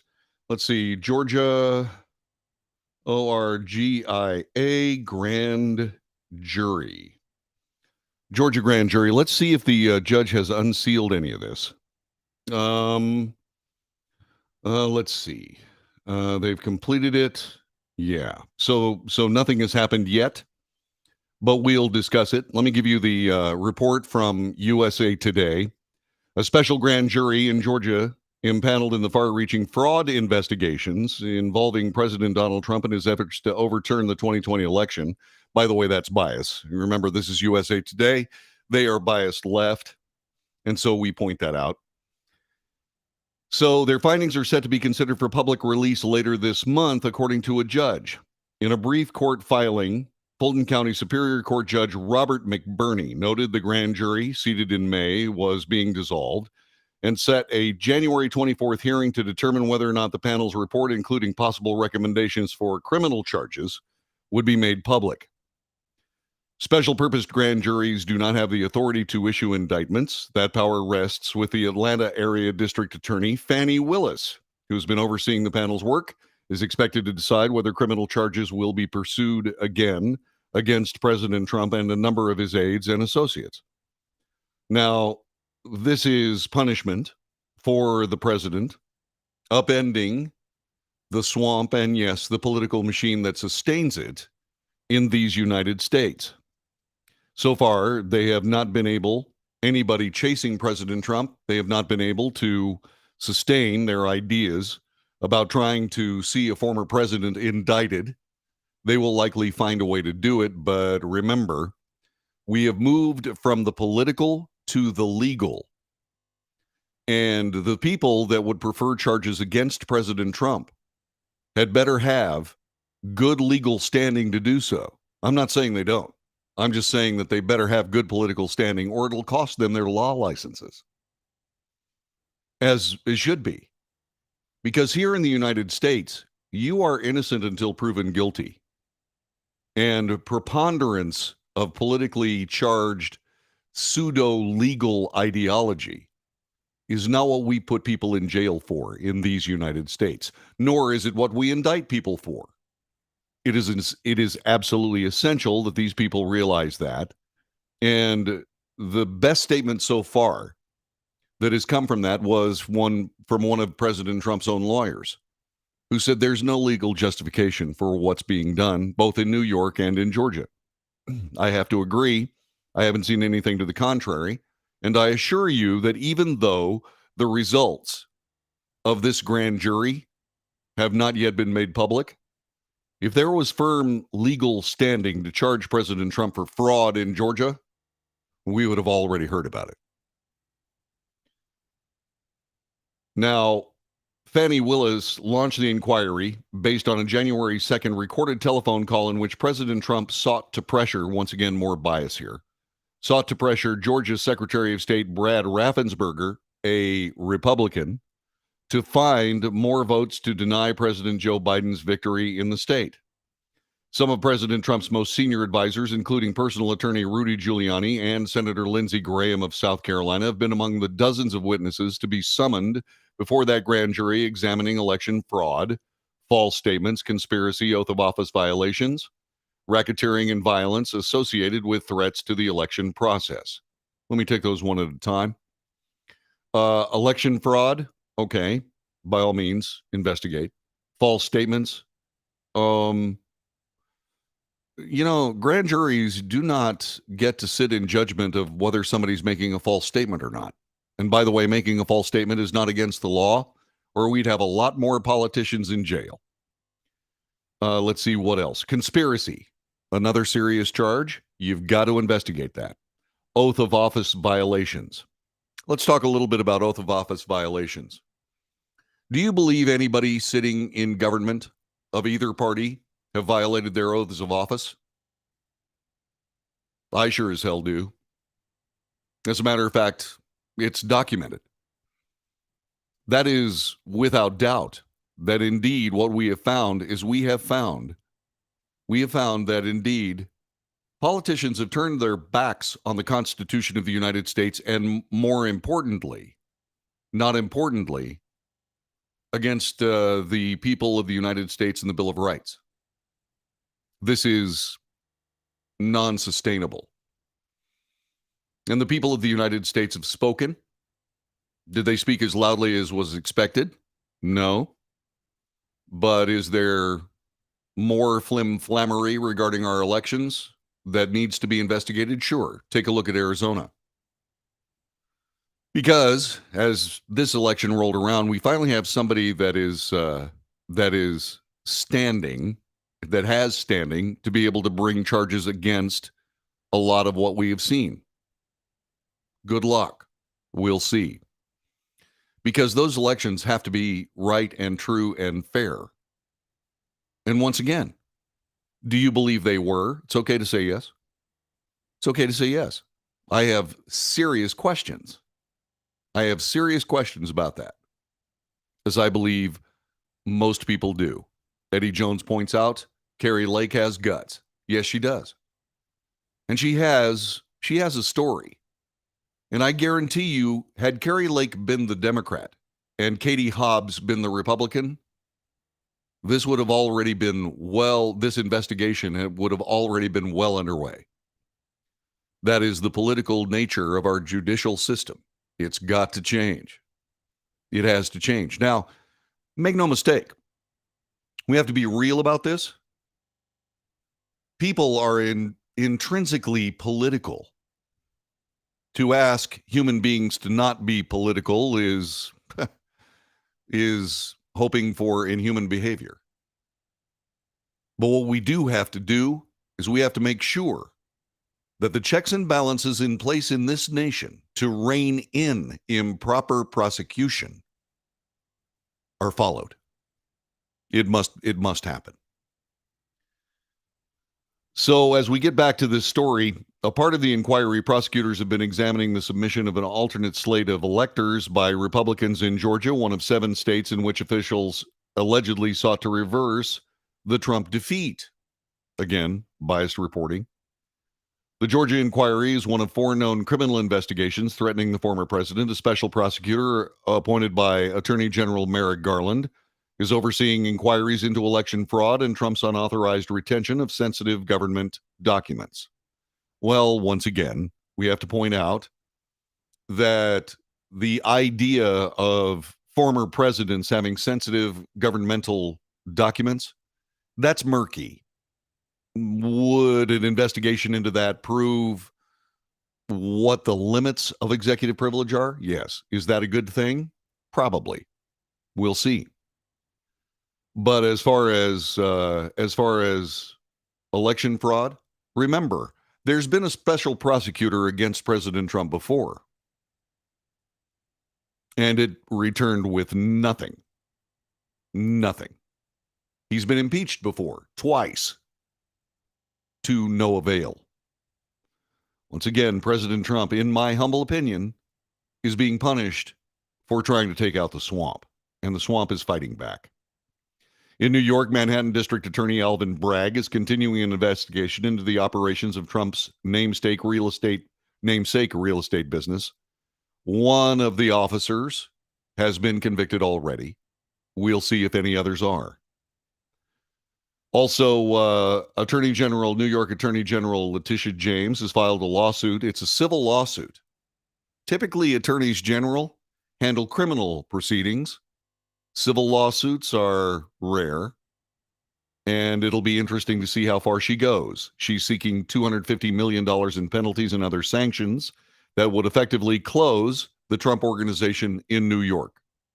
To the benefit of whom? In November, Attorney General Merrick Garland appointed former longtime Justice official Jack Smith to manage dual investigations involving the former president, a multifaceted campaign to subvert the 2020 elections, and a separate examination of Trump's unauthorized retention of tranches of classified documents, including hundreds of sensitive records seized during an unprecedented August search of his Florida estate. I certainly would like to see maybe a few more of those FBI dawn raids on former presidents' estates. Wouldn't you? Wouldn't you like to see how many, shall we say, classified documents they find there? I sure would. The actual explanation of how many of these documents are actually classified to a serious enough level to warrant all of this gnashing of teeth is somewhere south of 20. There were hundreds of documents that were classified in other ways. But by all means, find out whether or not, let's plumb the depths of executive privilege. How many of those sensitive documents were kept as souvenirs? I don't know. Within days of Jack Smith's appointment, his team issued a flurry of subpoenas to election officials in key battleground states where Trump's team waged unsuccessful challenges to overturn President Joe Biden's election. In one of its last public acts, the House Committee investigating Capitol attacks added to Trump's potential legal woes. Lawmakers voted unanimously last month to seek the Justice Department to take up a criminal prosecution of a former president based on charges to defraud the federal government, obstruction, false statements, and inciting the insurrection. Once again, if you have these things, if you have these charges and a legal backup for them, by all means, let's have a trial. Let's get out there and let's make you prove it. But if you fail, let's make sure that you step away from the obviously partisan political manipulation of American law. As a result, we'll see who ends up being taken out of office based on the findings of that real investigation and those real trials. One of the things that I have been hearing is that Kevin McCarthy isn't real sure that he wants to go ahead and release the January 6th total body of evidence. I hope that changes. I hope that changes quickly. I suppose and suspect it will. This is the Wells Report. Back with more in just a moment.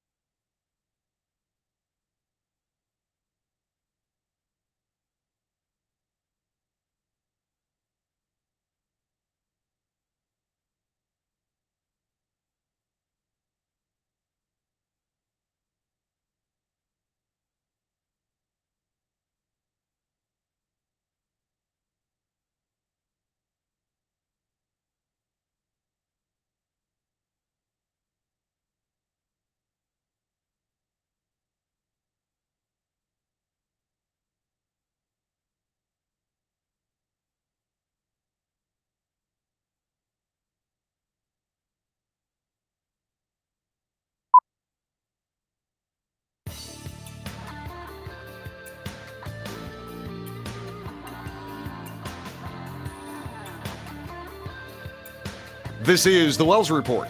My name is John David Wells. Thanks very much for being a part of our broadcast. 817-379-2172. Elsewhere in Trump world today, like so much of recent politics in Michigan and across the nation, this according to USA Today, the looming campaign to decide who's going to win U.S. Senator Debbie Stabenow's seat in 2024 is going to be defined at least in part by Donald Trump. So we'll see here. In case you don't remember, U.S. Senator Debbie Stabenow, she is the senator that was bragging during the height of the gas price increase of how she was driving an electric car and didn't have to worry about any of those dang gas stations. Somehow in her explanation of her electric car and how wonderful it was, she forgot to talk about how she really enjoyed the 6 to 8 hour cooling of her heels in a Walmart parking lot somewhere in Michigan recharging her car. She forgot to do that. So fortunately, I'm here, so I'll go ahead and point it out. That being said, she's that person anyway. The question is this: Donald Trump. Donald Trump's going to have a lot to say. Should he have a lot to say, and who is going to take over Senator Stabenow's seat? Yes or no? And why? 817-379-2172. 817-379-2172, or you can go to the chat room. I have an answer, by the way. So I would say to President Trump, if you want the Republican Party to win and you believe it's your legacy and the legacy of the party, you have to let the chips fall where they may when it comes to picking a nominee, said John Truscott, a lifelong Republican and Lansing-based consultant who served as a spokesman for former Governor John Engler. The Michigan Democrats' announcement last Thursday she was not going to run for a fifth six-year term sent reverberations across the political landscape and touched off rampant speculation about how the campaign for the office will play out. Senate Republicans are expected to have a strong year in a presidential election year, and the race will also be impacted by each party's nominee for chief executive and how they are perceived. Trump's role in that, this according to USA Today. Whether it's indirect or direct, whether he wins the GOP presidential nomination or stumbles, will be part of the question. Certainly, the Republican former president's endorsements, quote, didn't help much in last year's elections. Okay. Well, that's USA Today, and it's biased. However, in Michigan, his three top of the ticket candidates lost, as did his handpicked nominee for a newly drawn West Michigan congressional seat, as Democrats took back legislative control in Lansing, Michigan. That's the state government. In the U.S. Senate races in Arizona, Georgia, Nevada, and Pennsylvania, his picks won primaries and then lost. A lot of that had to do with the fact that the Democrats threw an awful lot of money at Republican candidates in a successful political strategy to try to get the primaries to elect a candidate they felt that they could beat. And it worked. In the race for Stabenow's seat, the GOP will face a tougher task. It's running against historical headwinds. Only one Republican, Spencer Abraham, has won a U.S. Senate seat in Michigan in the last 45 years. He held it for a single term.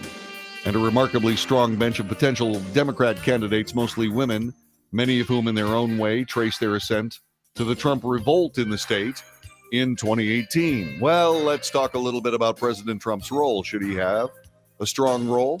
Absolutely. Because that's how you do it. That's how we do it in the United States. Like President Trump, hate President Trump, what have you, as an American, you want him speaking. For better or for worse.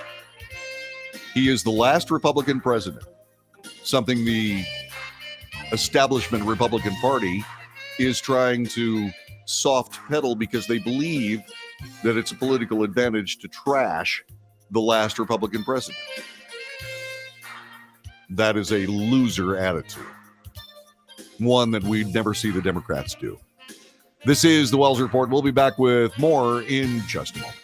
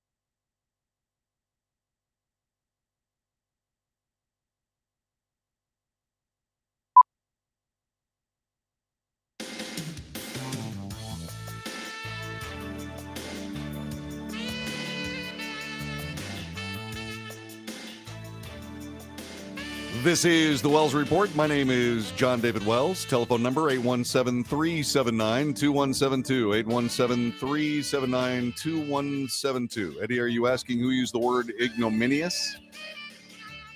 That wasn't Hakeem Jeffries. That was me. It slipped out. It's a great word. Very descriptive. It has to do with an act that causes public tumult. It's awful. Okay, yeah, no, it was not. It was me. Yeah, every now and then those words leak out of my mouth, and I sit there and say, what I used to say when it came to stuff like that, what I used to say was there's a dictionary you should have. It's the Merriam-Webster Collegiate Dictionary. It's a perfect dictionary. It's got all the words in it that you need. Okay, and I used to. Okay, I'm a nerd. I get it. I'm an English language nerd. I love the language and so on and so on. And as I've told you, my mother was a journalist and my father was an English major. And so words like that got thrown around the house when I was growing up a lot. All right. And I used to read the dictionary because it was fun. I learned really cool words. And believe it or not, language is power. And the better you are able to express yourself, the better chance you have of being able to, A, get your point across, and B, have that point bear fruit for those other than you, right? So for whatever that's worth. So if you want to, talk with your hands, use Bigfoot. I don't talk with my hands very much. Have you noticed that television reporters do a lot of this and so on and so forth now? I don't know what they're doing that for. Of course, the old way of standing there with a microphone. I'm Britt Hume, ABC News. Maybe I just discovered that when you do a video thing, subtlety is best. And when you're waving your hands like this, people are waving at you, looking at your hands. Let's look over here. Come on, stop it. All right, seriously? Whatever television consultant came up with that. And, oh, by the way, the President Biden had words to that. Listen to this. That's no. There was a politician in Texas. It was very interesting. His name was Beto O'Rourke. Okay. And Beto would walk around, obviously in some sort of fit of something or other and wave his arms like this, his one arm. He held the microphone with his left hand and he waved his other arm like this. What we need to do is we need to make it more possible for people to walk on feces in Austin. I wanted to make a video of it. Yeah, and I wanted to make a video plaything of it, but I didn't do it. But it would have been funny. And it's like one of those weird things. It's just one of those weird things. Let's see. Field reporters have to pick up storm damage when juggling the microphone. We're here in the Hurricane Inez, and man, the wind is really blowing. Really? Maybe that's why they call it a hurricane. Yeah, this is a palm frond. It was blown into the side of my head while I was trying to do my report last hour. The only cool thing about reports like that are the really cool raincoats that people are wearing. All right, let's get back to business. I'm sorry I got distracted by the hand thing. Here, let's go back to the other camera. Tedious. Or am I just an old fuddy-duddy? I was wearing a jacket last week. I wore a jacket every day last week. People say, John, it makes you look old.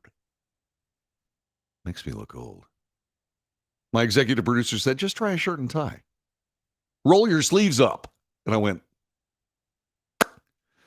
getting back to the weather guys, guys that are sitting there going, we've got some thunderstorms going on. We're here at the Channel 58 Combat Weather Center with their sleeves rolled up and all this kind of stuff. Okay, guys, it's just a thunderstorm. Just chill out. But it could be worse. Yeah, I got it. Yeah. Yeah, the downdrafts from climate change is causing the hail to fall faster. Roll up sleeves. Anyway, I'm trying to be more professional this year. Trying to be more professional. Because I was wearing polo shirts with the see, I'm using my hands. The Wells Report logo. I'm not so sure. But anyway, let's get back to business. The President of the United States finally came to the border. He flew from Washington, D.C. to El Paso, Texas. And El Paso, Texas, that had been cleaned up from all the things his policies have caused. Therefore, he didn't see any of it. Streets that were lined with people sleeping on the streets in tents were gone. Hundreds of people in that famous lot with the bridge going over it where people would stand in the shade in the summertime and then huddle together under that bridge in the wintertime trying to stay warm. Both of which absolutely miserable. As you know, I've served on that border some 9 months of my life on 2 separate missions. I've seen the human suffering that's there. I truly have. With my own eyes. And the president didn't get to see that because they cleaned up El Paso. So what did he come away with? Oh, my policies are working fine. Absolutely fine. Well, a Texas border congressman, it's normal policy when the president goes and visits someplace, they take the congressmen that are associated with those areas with them. He was snubbed. We're talking about Tony Gonzalez of El Paso. He was snubbed by the White House after a request to join President Biden on this border trip. A White House spokesman told Fox News the snub of Gonzalez was because of space constraints. Yeah, that's absolutely.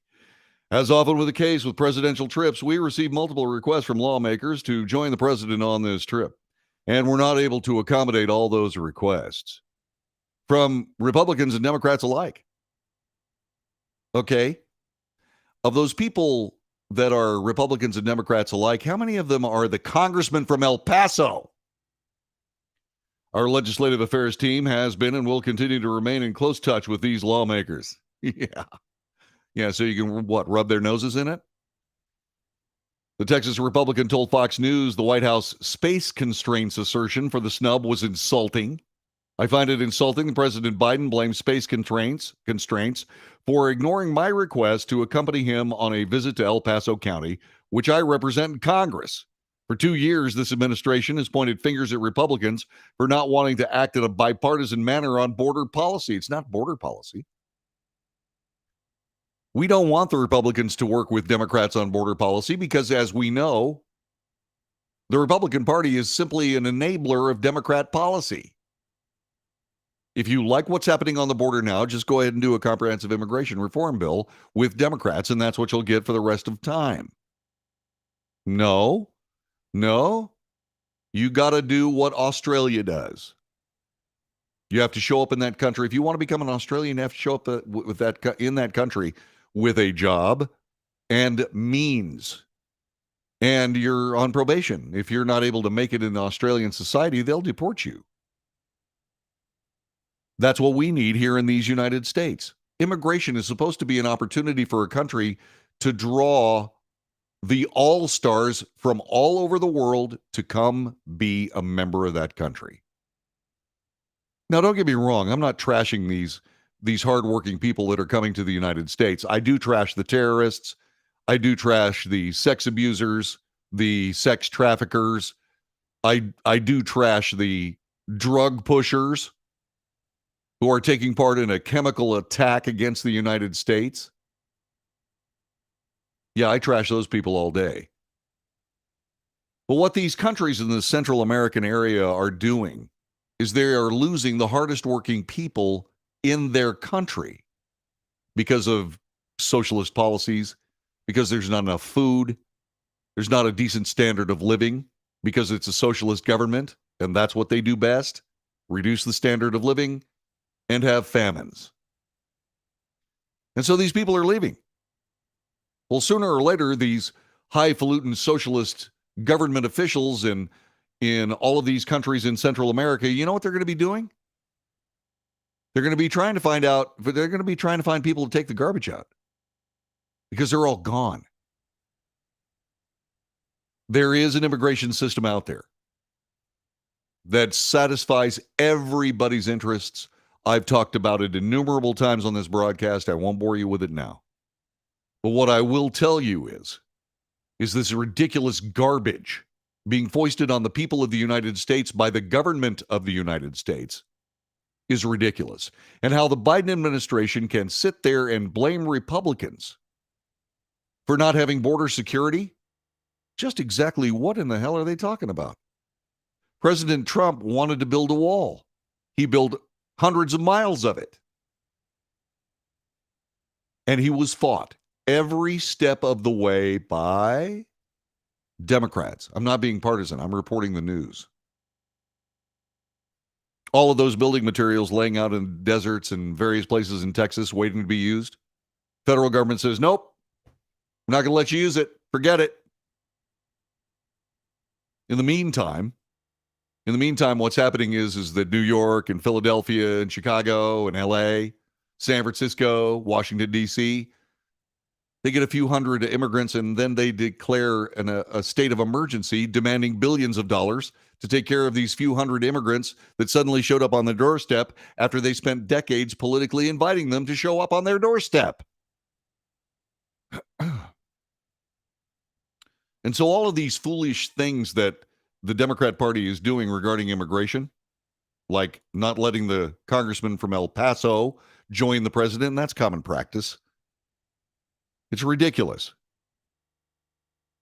And then there's something else also from Fox News. President Biden was criticized by both sides of the political aisle following his trip to El Paso, Texas, for not meeting with any migrants during his first trip to the border.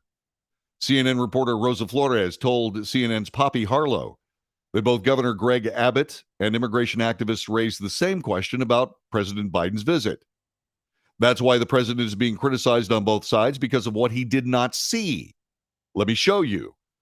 This is one of the migrant camps here in downtown El Paso. The immigration advocates here in El Paso and Governor Greg Abbott usually don't agree on much, but they do raise the same question.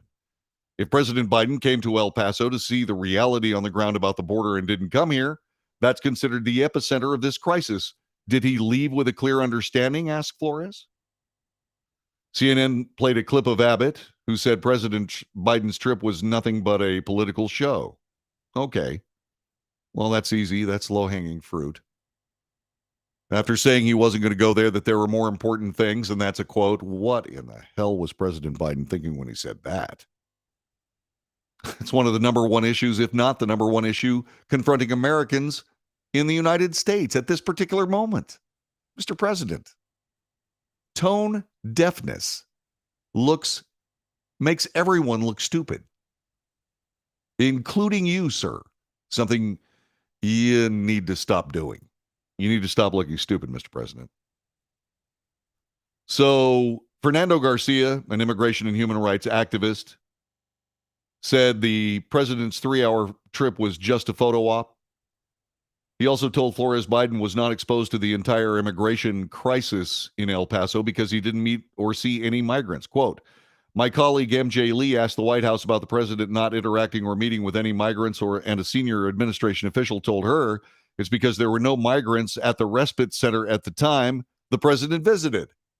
How convenient. How convenient. But that was just a coincidence, by the way. Mm-hmm. But, Poppy Harlow, I checked the migrant dashboard at the city of El Paso. At the time when the president was there, there were nearly 1,000 migrants who were in federal detention. So if the president really wanted to see conditions, I kind of doubt the president would have been denied access. Harlow noted Flores' surroundings and said there were migrants sleeping on the streets of El Paso. If the president would have stopped by here, he would have seen hundreds of people. You see them here behind me, hundreds of people living in the streets of America. I should highlight, this is a city in America. In the United States, the top executive of this country came here and did not come to see this. Yeah.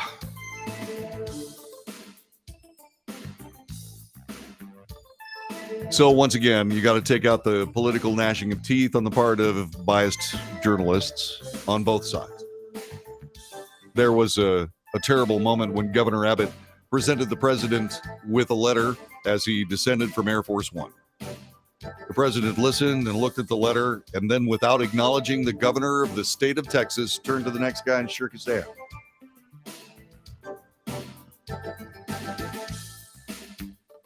That was unpresidential. That was unpresidential. This is the Wells Report. My name is John David Wells. We'll be back with more coming up in just a couple of minutes as we get through Monday, the 9th of January. See you in a second.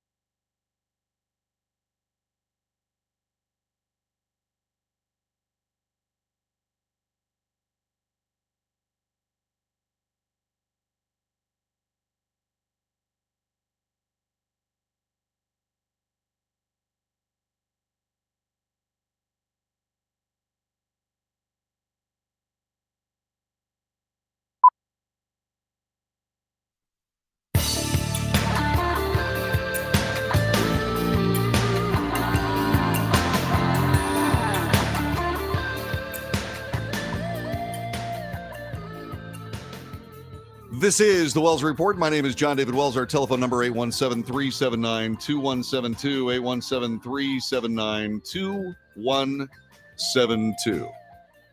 So I just got a text. President Biden doesn't have cognitive skills anymore to know anything about anything. How come the 25th Amendment has not been invoked? The 25th Amendment strengthened by Nancy Pelosi in a bill through the House of Representatives. Why hasn't it been invoked? Well, strange you should ask that question there, Gary, because that's the same question that Fox News was asking people around the country. They weighed in on whether or not Joe Biden should run for re-election in 2024. A vast majority told Fox News he should not seek another term.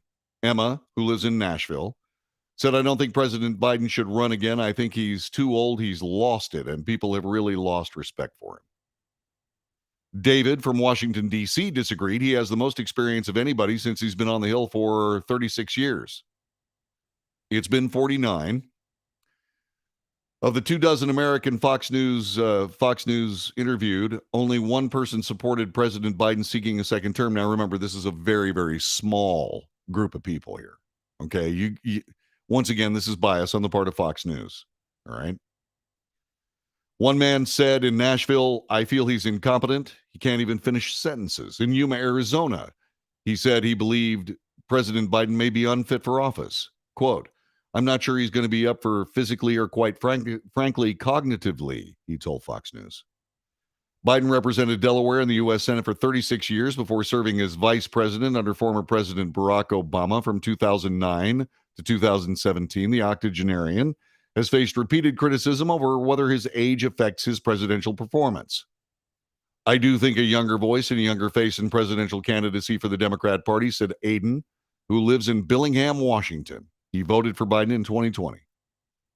So there's more. Go to Fox News and look under the headline, he's lost it. We all get older. We all have more mileage, not all of us, of course, but many of us have more mileage behind us than we do in front of us. The time will come when it is essential for me to step away from this microphone. I hope it's a good long time from now, because I believe this show is important, and I believe it's something that actually provides benefit to my neighbors. But there will be a time when either I will realize it myself or my family will realize it for me and my friends and many of the people who watch and listen to this broadcast.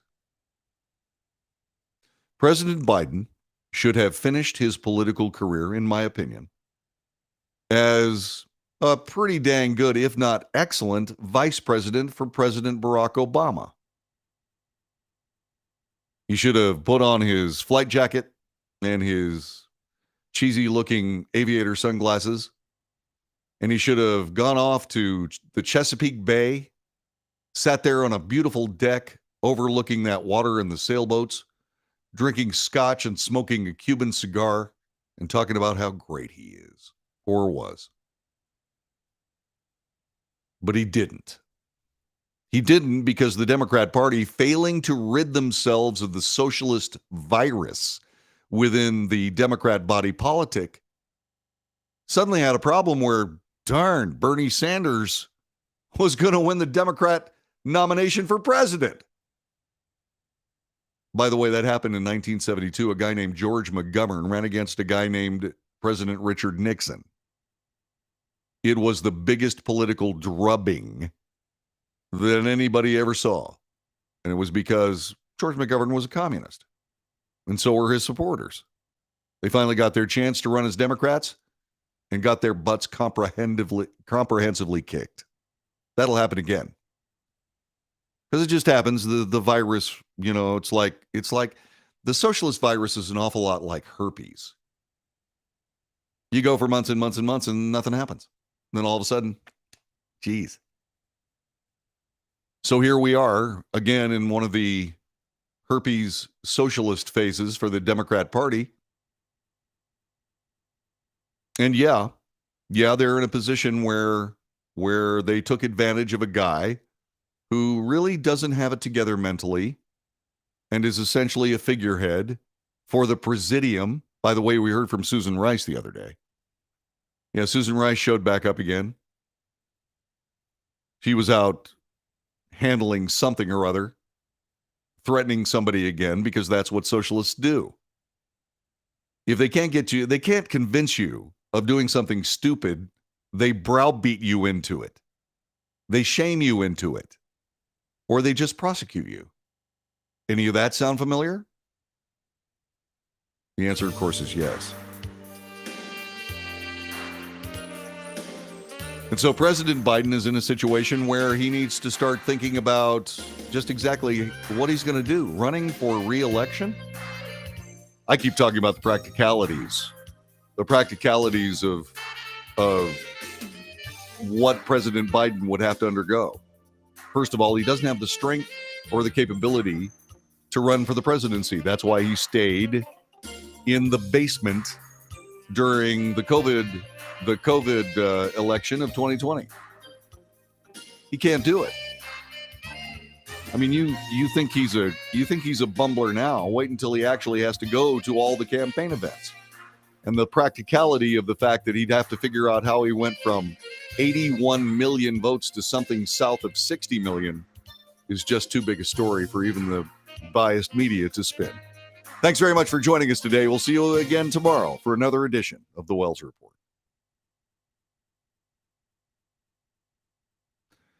So what'd you think? A lot of cover is coming to hold on top of the what? Oh, yeah. Yep. Yeah, these young athletes that are falling on their butts because their heart stops, that's getting worse. Yeah, we'll see what happens. We'll see what happens. All right, guys. Listen, God bless you and all of you like you, damn few. But God bless you and thanks for joining us today.